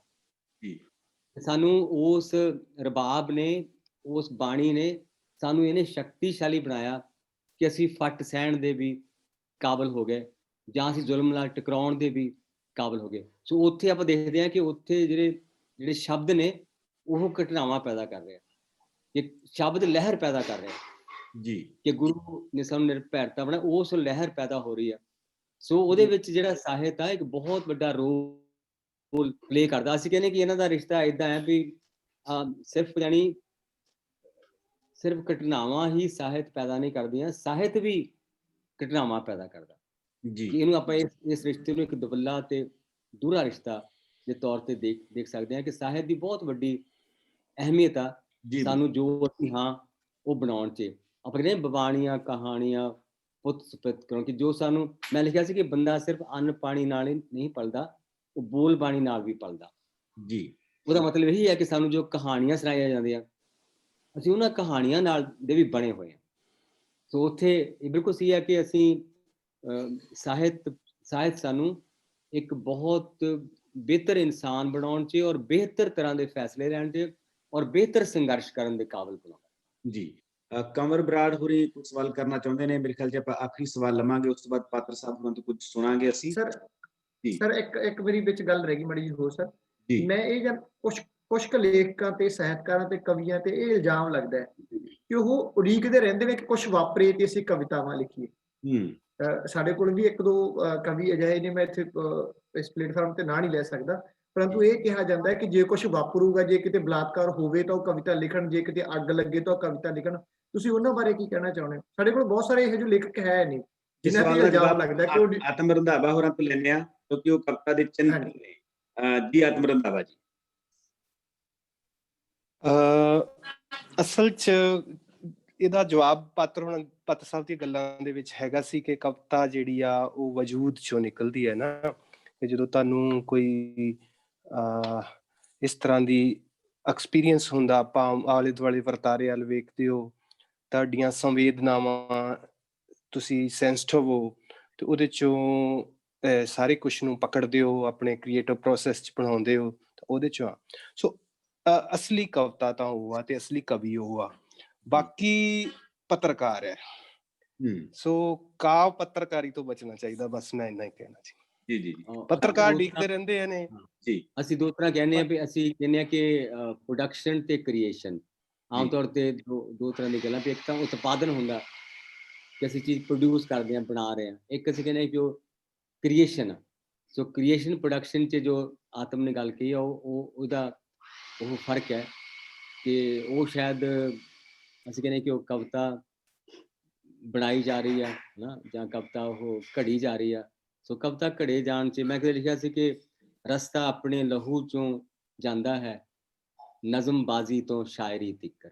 ਜੀ, ਇੱਕ ਨਜ਼ਮਬਾਜ਼ੀ ਆ, ਉਹ ਨਜ਼ਮਬਾਜ਼ੀ ਤੋਂ ਸ਼ਾਇਰੀ ਤੱਕ ਦਾ ਜੋ ਰਸਤਾ, ਉਹ ਆਪਣੇ ਲਹੂ ਚੋਂ ਮੈਂ ਮਹਿਸੂਸ ਕਰਦਾ ਜੀ। ਕੰਵਰ ਬਰਾੜ ਹੋਰਾਂ ਦਾ ਆਪਾਂ ਸਵਾਲ ਲੈਣੇ ਆ। ਇਹ ਆਖਰੀ ਸਵਾਲ ਹੋਊਗਾ, ਉਸ ਤੋਂ ਬਾਅਦ ਅਸੀਂ ਪਾਤਰ ਸਾਹਿਬ ਨੂੰ ਬੇਨਤੀ ਕਰਾਂਗੇ ਕਿ ਸਾਨੂੰ ਬਾਤਰਨਾਮ ਕੁਝ ਸੁਣਾਉਣ। ਕੰਵਰ ਬਰਾੜ ਜੀ।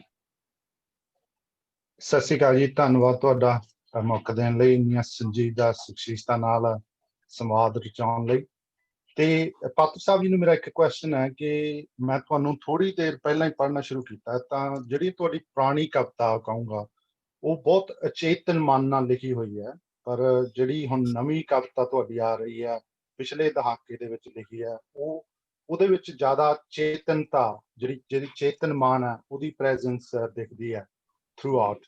ਤੇ ਮੇਰਾ ਸਵਾਲ ਇਹ ਹੈ ਕਿ ਜਿਹੜਾ ਡਿਜੀਟਲ ਵਰਲਡ ਦੇ ਵਿੱਚ ਰਹਿੰਦੇ ਆ, ਡਿਜੀਟਲ ਦੁਨੀਆ ਦੇ ਵਿੱਚ ਆਪਾਂ, ਤੇ ਜਿਹੜਾ ਇਨਫੋਰਮੇਸ਼ਨ ਦਾ ਓਵਰਲੋਡ ਹੋ ਰਿਹਾ ਆਪਣੇ ਤੇ ਦਿਨੋਂ ਦਿਨ, ਉਹਦੇ ਨਾਲ ਕੀ ਤੁਸੀਂ ਮੰਨਦੇ ਹੋ ਕਿ ਕਵੀ ਦੇ ਸੋਚਣ ਦਾ, ਕਵੀ ਦੇ ਕਾਵ ਰਚਨ ਦਾ ਢੰਗ ਬਦਲ ਗਿਆ ਤੇ ਉਹਨਾਂ ਦੀ ਕਾਣਾ ਚੇਤਨਤਾ, ਜਿਹੜੀ ਚੇਤਨ ਮਨ ਆ, ਉਹ ਅੱਗੇ ਆ ਰਿਹਾ ਤੇ ਅਚੇਤਨ ਮਨ ਥੋੜਾ ਪਿੱਛੇ ਜਾ ਰਿਹਾ? ਤੇ ਮੇਰਾ ਇੱਕ ਰੰਧਾਵਾ ਸਾਹਿਬ ਨੂੰ ਸਵਾਲ ਹੈ ਇੱਕ, ਕਿ ਉਹਨਾਂ ਨੇ ਸਟੇਟਮੈਂਟ ਦਿੱਤੀ ਸੀ ਕਿ ਕੁਝ ਕਵਿਤਾ ਰੂੜੀ ਤੇ ਸੁੱਟਣ ਵਾਲੀ ਹੈ ਅੱਜ, ਕੁਝ ਕਵਿਤਾ ਮਾੜੀ ਹੈ।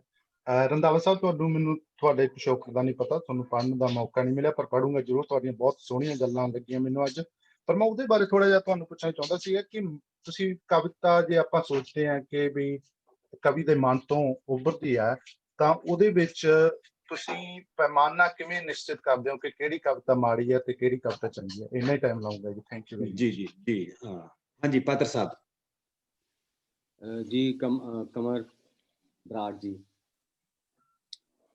ਸੋ ਇਹ ਤੁਹਾਡੀ ਗੱਲ ਸਹੀ ਹੋ ਸਕਦੀ ਹੈ ਕਿ ਬਿਲਕੁਲ ਇਹ ਜਾਨੀ ਸਾਡੇ ਸਾਰੇ ਆਲੋਚਕ ਇਹ ਗੱਲ ਮੰਨਦੇ ਆ ਕਿ ਜਿਹੜੀ ਕਵਿਤਾ ਹੈ ਉਹਨੂੰ ਕੌਨਸ਼ੀਅਸ ਤੇ ਸਬ ਕੌਨਸ਼ੀਅਸ ਰਲ ਕੇ ਲਿਖਦੇ ਆ। ਜਿਵੇਂ ਐਲੀਅਟ ਦਾ ਵੀ ਉਹ ਕਥਨ ਹੈ ਕਿ ਤੁਹਾਡਾ ਕੌਨਸ਼ੀਅਸ ਮਾਈਂਡ ਤੇ ਸਬ ਕੌਨਸ਼ੀਅਸ, ਕਿ ਤੁਹਾਡੀ ਜਿਹੜੀ ਧੁਨੀ ਆ ਉਹ ਸਬ ਕੌਨਸ਼ੀਅਸ ਚੋਂ ਉੱਠਦੀ ਤੇ ਕੌਨਸ਼ੀਅਸ ਉਸ ਨੂੰ ਪਕੜਨ ਦੀ ਕੋਸ਼ਿਸ਼ ਕਰਦਾ ਜੀ। ਤੋ ਜਿੱਦਾਂ ਹੁਣ ਇਹ ਆ ਕਿ ਮੈਂ ਇਹਦਾ ਸਮਝਦਾ ਕਿ ਜਿਸ ਤਰ੍ਹਾਂ ਇਹਨਾਂ ਨੇ ਬਣਾਈ ਦਾ ਮਤਲਬ ਇਹਨਾਂ ਆਪਣੀ ਗੱਲ ਕੀਤੀ ਆ, ਉਹਦੇ ਵਿੱਚ ਇੱਕ ਹਕੀਕਤ ਇਸ ਤਰ੍ਹਾਂ, ਮੰਨ ਲਓ ਜਦੋਂ ਮੈਂ ਲਿਖ ਰਿਹਾ ਸੀਗਾ ਕਿ ਮੈਂ ਰਾਹਾਂ ਤੇ ਨਹੀਂ ਤੁਰਦਾ, ਮੈਂ ਤੁਰਦਾ ਹਾਂ ਤਾਂ ਰਾਹ ਬਣਦੇ, ਯੁੱਗਾਂ ਤੋਂ ਕਾਫਲੇ ਆਉਂਦੇ, ਇਸੇ ਸੱਚ ਦੇ ਗਵਾਹ ਬਣਦੇ। ਤਾਂ ਫਿਰ ਮੇਰੇ ਮਨ 'ਚ ਖਿਆਲ ਆਇਆ ਕਿ ਇਹ ਤਾਂ ਠੀਕ ਆ ਕਿ ਇੱਦਾਂ ਹੁੰਦਾ, ਪਰ ਤੈਨੂੰ ਪਤਾ ਕਿਵੇਂ ਲੱਗਦਾ? ਮੈਂ ਆਪਣੇ ਆਪ ਨੂੰ ਸਵਾਲ ਪੁੱਛਿਆ ਕਿ ਤੈਨੂੰ ਪਤਾ ਕਿਵੇਂ ਲੱਗਦਾ ਕਿ ਤੇਰਾ ਰਸਤਾ ਠੀਕ ਆ ਜੀ? ਉਹ ਸ਼ਾਇਦ ਮੇਰੇ ਚੇਤਨ ਮਨ ਨੇ ਸਵਾਲ ਪੁੱਛਿਆ। ਤੇ ਮੈਂ ਉਹ ਸ਼ੇਰ ਲਿਖਦਾ ਕਿ ਇਹ ਤਪਦੀ ਰੇਤ ਦੱਸਦੀ ਹੈ ਕਿ ਰਸਤਾ ਠੀਕ ਹੈ ਮੇਰਾ। ਇਹ ਤਪਦੀ ਰੇਤ ਦੱਸਦੀ ਹੈ ਕਿ ਰਸਤਾ ਠੀਕ ਹੈ ਮੇਰਾ, ਇਹ ਸੜਦੇ ਪੈਰ ਠਰਦੇ ਦਿਲ ਮੇਰੇ ਸੱਚ ਦੇ ਗਵਾਹ ਬਣਦੇ। ਕਿ ਮੈਂ ਉਹਨੂੰ ਜਵਾਬ ਦੇ ਰਿਹਾ ਕਿ ਵੀ ਜਦੋਂ ਮੈਨੂੰ ਲੱਗਦਾ ਕਿ ਮੇਰੇ ਪੈਰ ਭਾਵੇਂ ਸੜਦੇ ਹੋਣ, ਪਰ ਮੇਰੇ ਦਿਲ ਨੂੰ ਇੱਕ ਠੰਡ ਪੈ ਰਹੀ ਹੋਵੇ, ਤੇ ਮੈਨੂੰ ਲੱਗਦਾ ਕਿ ਮੇਰਾ ਰਸਤਾ ਠੀਕ ਹੈ। ਸੋ ਮੇਰੇ ਉਹ ਚੇਤਨ ਤੇ ਜਿਸ ਤਰ੍ਹਾਂ ਕਮਰ ਨੇ ਗੱਲ ਕੀਤੀ, ਉਹ 'ਚ ਅਚੇਤਨ ਦੀ ਵਾਕਈ ਇੱਕ ਡਾਇਲੋਗ ਆ ਜਿਹਦੇ ਵਿੱਚ ਅਚੇਤਨ ਦੇ ਗੱਲਾਂ ਨੂੰ ਚੇਤਨ ਜਵਾਬ ਦਿੰਦਾ ਕਿ ਤੂੰ ਏਦਾਂ ਕਿਉਂ ਕਿਹਾ। ਸੋ ਇਹਦੇ ਵਿੱਚ ਮੈਨੂੰ ਲੱਗਦਾ ਕਿ ਡਿਜੀਟਲ ਜਿਹੜਾ ਹੈਗਾ ਉਹਦਾ ਮੈਨੂੰ ਨਹੀਂ ਕੋਈ ਅਸਰ ਲੱਗਦਾ। ਇਹ ਕੁਛ ਉਮਰ ਦਾ ਅਸਰ ਹੁੰਦਾ ਕਿ ਤੁਸੀਂ ਜਿਵੇਂ ਫਿਲੋਸਫਾਈਜ਼ ਕਰਨ ਦੀ ਕੋਸ਼ਿਸ਼ ਕਰਦੇ ਹੋ ਅਖੀਰ ਤੇ, ਜਿਵੇਂ ਤੁਹਾਨੂੰ ਕਹਿੰਦਾ ਵੀ ਹੁਣ ਤੂੰ ਇੰਨਾ ਕੁਛ ਕੀਤਾ, ਇਹਨੂੰ ਫਿਲੋਸਫਾਈਜ਼ ਕਰ, ਤੂੰ ਇਹਦੇ ਬਾਰੇ ਕਹਿੰਦਾ ਕਿ ਇਹ ਸਾਰਾ ਕੁਛ ਹੈ ਕੀ ਆ, ਤੂੰ ਇਹ ਕਿਉਂ ਕਿਹਾ। तो मेरे ख्याल 'ਚ ਉਸ ਗੱਲ ਦਾ ਜ਼ਿਆਦਾ ਅਸਰ ਹੈ ਕਿ ਆਦਮੀ ਆਪਣੇ ਜਿੱਦਾਂ ਆਪਾਂ ਕਿ ਵੀ ਐਕਟ ਐਬਰਪਟਲੀ ਤੇ ਆਪਾਂ ਉਹਦੇ ਬਾਰੇ ਸੋਚਦੇ ਹਾਂ ਕਿ ਮੈਂ ਇੱਦਾਂ ਕੀਤਾ, ਆਪਣੇ ਆਪ ਬਾਰੇ ਸੋਚਦੇ ਹਾਂ, ਆਪਣੀਆਂ ਸੋਚਾਂ ਨੂੰ ਸੋਚਣਾ। ਜਿਵੇਂ ਮੇਰੀ ਗਜ਼ਲ ਸੀ ਕਿ ਮੇਰੇ ਅੰਦਰ ਵੀ ਚੱਲਦੀ ਹੈ ਇੱਕ ਗੁਫ਼ਤਗੂ, ਜਿੱਥੇ ਲਫ਼ਜ਼ਾਂ 'ਚ ਢਲਦਾ ਹੈ ਮੇਰਾ ਲਹੂ, ਜਿੱਥੇ ਮੇਰੀ ਬਹਿਸ ਹੈ ਮੇਰੇ ਨਾਲ ਹੀ, ਜਿੱਥੇ ਵਾਰਿਸ ਤੇ ਪੁਰਖੇ ਖੜੇ ਰੂਬਰੂ। ਤੇ ਮੈਂ ਵੀ ਕਹਿਣਾ ਕਿ ਮੇਰੇ ਅੰਦਰ ਆਵਾਜ਼ਾਂ ਤਾਂ ਹਨ ਬੇਪਨਾਹ ਜੀ, ਮੇਰੇ ਮੱਥੇ 'ਚ ਪਰ ਅਕਲ ਦਾ ਤਾਨਾਸ਼ਾਹ, ਸਭ ਆਵਾਜ਼ਾਂ ਸੁਣੂ ਕੁਛ ਚੁਣੂ ਫਿਰ ਬੁਣੂ, ਫਿਰ ਬਿਆਨ ਆਪਣਾ ਕੋਈ ਜਾਰੀ ਕਰੋ। ਮਤਲਬ ਉੱਥੇ ਵੀ ਜਿਹੜਾ ਸੁਚੇਤ ਮਨ ਹੈ ਉਹ ਅਚੇਤ ਮਨ ਨੂੰ ਜਵਾਬ ਦੇਣ ਦੀ ਕੋਸ਼ਿਸ਼ ਕਰਦਾ। ਸੋ ਸੁਚੇਤ ਦੀ ਲੀਲਾ ਚੱਲਦੀ ਹੈ ਸਾਰੀ ਪੋਇਟਰੀ 'ਚ। ਸੋ ਸ਼ਾਇਦ ਇੱਥੇ ਸੁਚੇਤ ਭਾਰੂ ਹੋ ਗਿਆ ਹੋਵੇ, ਕੰਵਰ ਦੀ ਗੱਲ ਠੀਕ ਹੋ ਸਕਦੀ ਜੀ। ਆਤਮ ਰੰਧਾਵਾ ਜੀ। ਹਾਂਜੀ ਕੰਵਰ ਜੀ, ਮੇਰੇ ਕਹਿਣ ਦਾ ਭਾਵ ਸੀ ਕਿ ਸਮਾਂ ਵਾ ਜਿਹੜਾ, ਸਮੇਂ ਦੀ ਛਾਨਣੀ ਆ ਜਿਹੜੀ, ਵਕਤ ਆ ਜਿਹੜਾ, ਉਹ ਕਵਿਤਾ ਨੂੰ, ਜਿਹੜੀ ਚੰਗੀ ਕਵਿਤਾ ਨੂੰ, ਉਹ ਆਪਣੇ ਆਪ ਅੱਗੇ ਲੈ ਆਉਂਦਾ ਤੇ ਦੂਜੀ ਨੂੰ ਛਾਣ ਕੇ ਥੱਲੇ ਸੁੱਟ ਦਿੰਦਾ। ਉਹਦੇ 'ਚ ਸਾਡੇ ਤਾਂ ਕੋਈ ਇੰਡੀਵਿਜੂਅਲ ਹਰ ਇੱਕ ਦੇ ਆਪਣੇ ਆਪਣੇ ਮਿਆਰ ਹੋ ਸਕਦੇ ਆ, ਕਿਉਂਕਿ ਪਾਠਕ ਦਾ ਇੱਕ ਆਪਣੀ ਅਨੁਕਿਰਿਆ ਚੱਲਦੀ ਹੈ ਤੇ ਉਹਦੇ ਅਨੁਸਾਰ ਪਾਠਕ ਉਹਦੇ ਵਿੱਚੋਂ ਉਹਦੀਆਂ ਆਪਣੀ ਸੀਮਾ ਅਨੁਭਵ ਅਨੁਸਾਰ ਤੈਅ ਫੋਲਦਾ ਤੇ ਉਹਦੇ ਚੋਂ ਕੁਛ ਗ੍ਰਹਿਣ ਕਰਦਾ। ਬਾਕੀ ਜਿਹੜਾ ਸਮੂਹਕ ਸਾਡਾ ਮਨ ਹੁੰਦਾ, ਸਾਡੀ ਸੁਸਾਇਟੀ ਹੈ, ਕਿਉਂਕਿ ਸਮਾਜ ਹੈ, ਸਮਾਜ ਦਾ ਸੰਬੰਧ ਬਹੁਤਿਆਂ ਨਾਲ ਆ। ਸੋ ਉਹਦੇ 'ਚ ਪ੍ਰਵਾਨ ਏਦਾਂ ਕਿ ਜਿੱਦਾਂ ਕੁਛ ਕਵਿਤਾ, ਇੱਕ ਰਿਵਾਜ ਚੱਲਿਆ ਸੀ ਪਿੱਛੇ, ਸਾਰੇ ਦੇਹ ਨੂੰ ਸੰਬੰਧਿਤ ਲੈ ਕੇ ਦੇਹੀ ਨਾਦ ਦੀ ਕਵਿਤਾ ਸ਼ੁਰੂ ਹੋ ਗਈ। ਅੱਜ ਵੇਖ ਲਓ ਕਿਤੇ ਵੀ ਉਹ ਸਭ ਸਮਝ ਲਓ ਕਿ ਸਮੇਂ ਨੇ ਆਪਣੇ ਆਪ ਹੀ ਉਹਨੂੰ ਡਸਟਬਿਨ ਸੁੱਟਤਾ ਜੀ। ਸੋ ਇਸ ਤਰ੍ਹਾਂ ਦੀ ਬੜਾ ਲਿਟਰੇਚਰ ਆਇਆ, ਹੋਰ ਵੀ ਆਇਆ। ਇਸੇ ਤਰ੍ਹਾਂ ਕਈ ਸਤਾ ਦੇ ਹੱਕ 'ਚ ਭੁਗਤਣ ਵਾਲੀਆਂ ਕਵਿਤਾਵਾਂ ਕਈ ਵਾਰੀ ਸਮੇਂ ਦੇ ਵਕਤ ਦੇ ਨਾਲ ਲਿਖੀਆਂ ਜਾਂਦੀਆਂ, ਲੋਕ ਪ੍ਰਵਾਨ ਨਹੀਂ ਕਰਦੇ। ਸੋ ਇੱਕ ਕਾਵਿ ਭਾਸ਼ਾ ਹੁੰਦੀ ਹੈ, ਉਸ ਭਾਸ਼ਾ ਦੇ ਵਿੱਚ, ਉਹਦੀ ਰਮਜ ਦੇ ਵਿੱਚ ਇੱਕ ਖਾਸ ਤਰ੍ਹਾਂ ਦੀ ਕਹਿ ਲਓ ਜਿਹਨੂੰ ਆਪਾਂ ਵਿਅੰਜਨਕ ਭਾਸ਼ਾ ਕਹਿੰਦੇ ਆ। ਕਈ ਤਾਂ ਬਹੁਤ ਹੀ ਸਿੱਧੀਆਂ ਸਾਦੀਆਂ ਅਬਦਾ ਮੂਲਕ, ਜਿਹਨੂੰ ਆਪਾਂ ਭਾਰਤੀ ਕਾਵਿ ਸ਼ਾਸਤਰ ਵਾਲੇ ਕਹਿੰਦੇ ਆ ਨਾ ਕਿ ਅਬਦਾ ਵਿਅੰਜਨਾ, ਲਕਸ਼ਣਾ, ਵਿਅੰਜਨਾ। ਸੋ ਉਸ ਮੁੱਢਲੇ ਪੱਧਰ ਦੀ ਕਵਿਤਾ ਉਹ ਵੀ ਆਪਣੇ ਆਪ ਇੱਥੋਂ ਸਮੇਂ ਇਤਿਹਾਸ ਚੋਂ ਨਿਕਲ ਜਾਂਦੀ ਹੈ। ਸੋ ਇਸ ਮੇਰਾ ਕਹਿਣ ਦਾ ਭਾਵ ਇਹ ਸੀ ਕਿ ਵਕਤ ਬੜਾ ਬਲਵਾਨ ਹੈ। ਕਵਿਤਾ ਆਪਣੀ ਆਜ਼ਾਦੀ ਆਪੇ ਕਾਇਮ ਰੱਖਦੀ ਆ, ਆਪਣੇ ਮਿਆਰ ਆਪ ਹੀ ਕਾਇਮ ਰੱਖਦੀ ਆ। ਜਿਉਂਦੀ ਰਹਿਣਾ ਜਿਹੜੀ ਕਵਿਤਾ ਨੇ, ਕਵਿਤਾ ਦੇ ਵਿੱਚ ਜਿਹਦੇ ਦਮ ਹੈ, ਦੁਨੀਆ ਦੀ, ਸਮਾਜ ਦੀ, ਬੰਦੇ ਦੀ ਹੋਂਦ ਦੀ ਜਿਹਨੇ ਮਰਜ਼ ਸਮਝ ਲਈ। ਸ਼ੁਕਰੀਆ। ਗੁਰਦੀਪ ਢਿੱਲੋਂ ਹੋਰਾਂ ਦਾ ਇੱਕ ਸਵਾਲ ਸੀ, ਉਹਦਾ ਜਵਾਬ ਮੈਂ ਦੇ ਦੇਣਾ। ਆਤਮ ਰੰਧਾਵਾ ਹੋਰਾਂ ਦੀਆਂ ਉੱਤਰ ਆਧੁਨਿਕਤਾ ਤੇ ਸਮਕਾਲੀ ਪੰਜਾਬੀ ਕਵਿਤਾ, ਸਾਹਿਤ ਅਧਿਐਨ ਵਿਧੀਆਂ, ਸ਼ਬਦ ਸਿਧਾਂਤ ਤੇ ਸੰਵਾਦ, ਇਹ 3 ਕਿਤਾਬਾਂ ਮਹੱਤਵਪੂਰਨ ਨੇ। ਬਾਕੀ ਉਸ ਤੋਂ ਬਾਅਦ ਤੁਸੀਂ ਇਹਨਾਂ ਨਾਲ ਫੋਨ ਤੇ ਗੱਲ ਕਰ ਸਕਦੇ ਹੋ। ਹੋਰ ਵੀ ਇਹਨਾਂ ਨੇ ਕਾਫੀ ਕੁਝ ਲਿਖਿਆ। ਅੱਜ ਕੱਲ੍ਹ ਸੰਵਾਦ ਮੈਗਜ਼ੀਨ ਕੱਢ ਰਹੇ ਨੇ, ਜਿਹੜਾ ਰੈਫਰੀ ਜਨਰਲ ਹੈ, ਬਹੁਤ ਅੱਛਾ ਮੈਗਜ਼ੀਨ ਹੈ, ਬਹੁਤ ਪਿਆਰੀ ਮੈਗਜ਼ੀਨ ਹੈ। ਤੇ ਹੁਣ ਅਸੀਂ ਸਮਾਂ ਸਾਡਾ ਕਾਫੀ ਜ਼ਿਆਦਾ ਹੋ ਚੁੱਕਿਆ ਹੈ। ਅਸੀਂ ਪਾਤਰ ਸਾਹਿਬ ਹੋਰਾਂ ਤੋਂ ਬਾਤਰਨਮ ਕੁਝ ਸੁਣਨਾ ਚਾਹੁੰਦੇ ਹਾਂ। ਕਿਸੇ ਗਜ਼ਲ ਦੇ ਜਾਂ ਗਜ਼ਲਾਂ ਦੇ ਕੁਝ ਸ਼ੇਅਰ ਸਾਡੇ ਨਾਲ ਸਾਂਝੇ ਕਰਨਗੇ ਤੇ ਅਸੀਂ ਅੱਜ ਦੀ ਇਸ ਮਹਿਫਲ ਦਾ ਸਮਾਪਨ ਸ਼ਾਇਰੀ ਨਾਲ ਹੀ ਕਰਾਂਗੇ। ਸੁਰਜੀਤ ਪਾਤਰ ਜੀ। ਚਲ ਮੈਂ ਇੱਕ ਗਜ਼ਲ ਮੈਂ ਪਿਛਲੇ ਦਿਨ ਕਿਤੇ ਹੋਰ ਜਗ੍ਹਾ ਵੀ ਸੁਣਾਈ, ਨਵੀਂ ਨਹੀਂ ਆ, ਪੁਰਾਣੀ ਆ ਮੇਰੀ ਥੋੜੀ ਗਜ਼ਲ ਜੀ, ਪਰ ਮੈਂ ਉਹ ਤੁਹਾਡੀ ਸੇਵਾ 'ਚ ਪੇਸ਼ ਕਰਦਾ। ਔਰ ਪੇਸ਼ ਕਰਨ ਤੋਂ ਪਹਿਲਾਂ ਮੈਂ ਇਸ ਗੱਲ ਲਈ ਕਿਸੇ ਮੇਰੇ ਬੋਲ ਨੇ ਦੁੱਖ ਪਹੁੰਚਾਇਆ ਹੋਵੇ, ਉਸ ਲਈ ਮੈਂ ਖਿਮਾ ਦਾ ਜਾਚਕਾ, ਕਿਉਂਕਿ ਮੇਰਾ ਮਨ ਇਹੋ ਜਿਹਾ ਕਿ ਕਿਸੇ ਦੇ ਕਹੇ ਹੋਏ ਬੋਲ ਘੱਟ ਰੜਕਦੇ ਆ ਮੇਰੇ ਮਨ 'ਚ, ਮੇਰੇ ਕਹੇ ਹੋਏ ਬੋਲ ਮੇਰੇ ਮਨ 'ਚ ਵੱਧ ਰੜਕਦੇ। ਜੀ।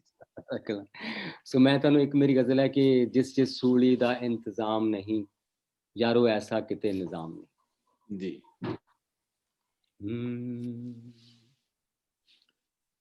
ਜਿਸ ਸੂਲੀ ਦਾ ਇੰਤਜ਼ਾਮ ਨਹੀਂ, ਜਿਸ ਸੂਲੀ ਦਾ ਇੰਤਜ਼ਾਮ ਨਹੀਂ, ਯਾਰੋ ਐਸਾ ਕਿਤੇ ਨਿਜ਼ਾਮ ਨਹੀਂ।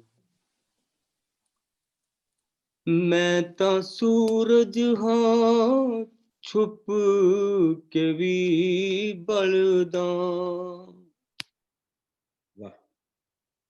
मैं तां सूरज हाँ छुप के भी बलदा, शहर दी शाम मेरी शाम नहीं। बहुत बढ़िया। शहर दी शाम मेरी शाम नहीं। तू मेरी नम नजर न देख के डर, तू मेरी नम नजर न देख के डर, मेरे हंजुआं ते तेरा नाम नहीं। मेरे हंजुआं ते तेरा नाम नहीं। ए ले कुछ होर दर्द गीतां लई, ए ले कुछ होर दर्द गीतां लई, इस तो बड़ा कोई इनाम नहीं। और आखिरी दा शेर है जी। मेरी मिट्टी चों फुल खिड़दे ने, मेरी मिट्टी चों फुल खिड़दे ने, मैनू तां मर के भी आराम नहीं। जिस सूली दा इंतजाम नहीं, यारो ऐसा किते निजाम नहीं। सो बहुत बहुत बहुत शुक्रिया, बढ़िया। बहुत बहुत प्यार। ਬਹੁਤ ਬਹੁਤ ਧੰਨਵਾਦ ਪਾਤਰ ਸਾਹਿਬ, ਡਾਕਟਰ ਆਤਮ ਰੰਧਾਵਾ ਜੀ ਤੇ ਹੋਰ ਬਹੁਤ ਸਾਰੇ ਦੋਸਤਾਂ ਦਾ ਜਿਹੜੇ ਸਾਡੇ ਨਾਲ ਜੁੜੇ ਨੇ। ਰਵਿੰਦਰ ਸਹਿਰਾ, ਗੁਰਦੀਪ ਸਿੰਘ ਢਿੱਲੋਂ, ਕਮਰ ਬਰਾੜ, ਜਗਦੀਪ ਸੰਧੂ, ਰੰਗ ਹਰਜਿੰਦਰ, ਡਾਕਟਰ ਸਾਕ ਮੁਹੰਮਦ, ਬਹੁਤ ਸਾਰੇ ਨਾਂ ਨੇ ਜਿਹੜੇ ਇਸ ਵੇਲੇ, ਗੁਰਪ੍ਰੀਤ ਕੌਰ, ਹਰਜੀਤ ਸਿੰਘ, ਹਰਸਤਿੰਦਰ ਸਿੰਘ, ਇੰਦਰਜੀਤ ਪਾਲ, ਹਰਸਾਬ ਸਿੰਘ, ਲਗਭਗ 60 ਦੇ ਕਰੀਬ ਦੋਸਤ ਸਾਡੇ ਨਾਲ ਜੁੜੇ ਸੀ ਅੱਜ। ਸੋ ਤੁਹਾਡਾ ਸਾਰਿਆਂ ਦਾ ਬਹੁਤ ਬਹੁਤ ਸ਼ੁਕਰੀਆ ਦੋਸਤੋ। ਸੰਘਰਸ਼ ਚੱਲ ਰਿਹਾ ਹੈ, ਸੰਘਰਸ਼ ਦੀਆਂ ਬਹੁਤ ਸਾਰੀਆਂ ਪਰਤਾਂ ਨੇ, ਜਿਵੇਂ ਆਪਾਂ ਪਹਿਲਾਂ ਗੱਲ ਕੀਤੀ ਹੈ। ਕੁਝ ਲੋਕ ਦਿੱਲੀ ਉਸ ਮੋਰਚੇ ਦੇ ਵਿੱਚ ਪਹੁੰਚ ਕੇ ਸੰਘਰਸ਼ ਲੜ ਰਹੇ ਨੇ, ਕੁਝ ਲੋਕ ਸਿਰਜਣਾ ਦੀ ਪੱਧਰ ਤੇ ਸੰਘਰਸ਼ ਲੜ ਰਹੇ ਨੇ। ਅੱਜ ਅਸੀਂ ਪਟਿਆਲੇ ਦੇ ਸਾਰੇ ਲੇਖਕਾਂ ਨੇ ਇੱਕ ਵੱਡਾ ਮਤਲਬ ਸ਼ਰਧਾਂਜਲੀ ਸਮਾਰੋਹ ਕੀਤਾ, ਲਗਭਗ 200 ਦੇ ਕਰੀਬ ਲੇਖਕ ਉਹਦੇ ਵਿੱਚ ਸ਼ਾਮਲ ਸੀ। ਤੇ ਇੱਕ ਸੰਘਰਸ਼ ਅੱਜ ਕੱਲ੍ਹ ਸੋਸ਼ਲ ਮੀਡੀਆ ਤੇ ਵੀ ਲੜਿਆ ਜਾ ਰਿਹਾ ਹੈ, ਕਿਉਂਕਿ ਸੋਸ਼ਲ ਮੀਡੀਆ ਨੇ ਉਹਨਾਂ ਦੀ ਜਿਹੜੀ ਮੀਡੀਆ ਦੀ ਮੋਨੋਪੋਲੀ ਸੀ ਉਸ ਨੂੰ ਤੋੜਨ ਦੇ ਵਿੱਚ ਇੱਕ ਵੱਡਾ ਰੋਲ ਪਲੇ ਕੀਤਾ ਹੈ। ਸੋ ਮੀਡੀਆ ਪ੍ਰਵਾਸ ਵੀ ਆਪਣਾ ਰੋਲ ਪਲੇ ਕਰ ਰਿਹਾ ਹੈ। ਇਸ ਤੋਂ ਬਾਅਦ ਇਹ ਪ੍ਰੋਗਰਾਮ ਦਾ ਲਿੰਕ ਜਨਰੇਟ ਕਰਕੇ ਅਸੀਂ YouTube ਤੇ ਵੀ ਪਾਵਾਂਗੇ ਮੀਡੀਆ ਪ੍ਰਵਾਸ ਤੇ Facebook ਤੇ ਵੀ ਪ੍ਰੋਗਰਾਮ ਲਾਈਵ ਚੱਲਦਾ ਹੈ। ਹਰ ਸੰਡੇ ਅਸੀਂ ਲਗਾਤਾਰ 10ਵਾਂ ਪ੍ਰੋਗਰਾਮ ਕਰ ਰਹੇ ਹਾਂ ਤੇ ਮੇਰੇ ਨਾਲ co-host ਦੇ ਤੌਰ ਤੇ ਸੁਖਜੀਵਨ ਤੇ ਅੰਮ੍ਰਿਤਪਾਲ ਲਗਾਤਾਰ ਜੁੜੇ ਰਹਿੰਦੇ ਨੇ। ਸੋ ਤੁਹਾਡਾ ਸਾਰਿਆਂ ਦਾ ਬਹੁਤ ਬਹੁਤ ਧੰਨਵਾਦ। ਜੁੜੇ ਰਹੋ, ਆਨਲਾਈਨ ਆਫਲਾਈਨ ਸਾਰੇ ਕਿਤੇ, ਜਿੱਥੇ ਜਿੱਥੇ ਤੁਸੀਂ ਇਸ ਸੰਘਰਸ਼ ਦੇ ਵਿੱਚ ਜਿਵੇਂ ਵੀ ਯੋਗਦਾਨ ਪਾ ਸਕਦੇ ਹੋ। ਤੁਹਾਡਾ ਬਹੁਤ ਬਹੁਤ ਧੰਨਵਾਦ। ਬਹੁਤ ਸ਼ੁਕਰੀਆ ਜੀ। ਜੀ ਸ਼ੁਕਰੀਆ ਸਰ। ਸਤਿ ਸ਼੍ਰੀ ਅਕਾਲ ਜੀ ਸਾਰਿਆਂ ਨੂੰ। ਜੀ ਸਤਿ ਸ਼੍ਰੀ ਅਕਾਲ ਜੀ ਸਾਰਿਆਂ ਨੂੰ, ਸਤਿ ਸ਼੍ਰੀ ਅਕਾਲ।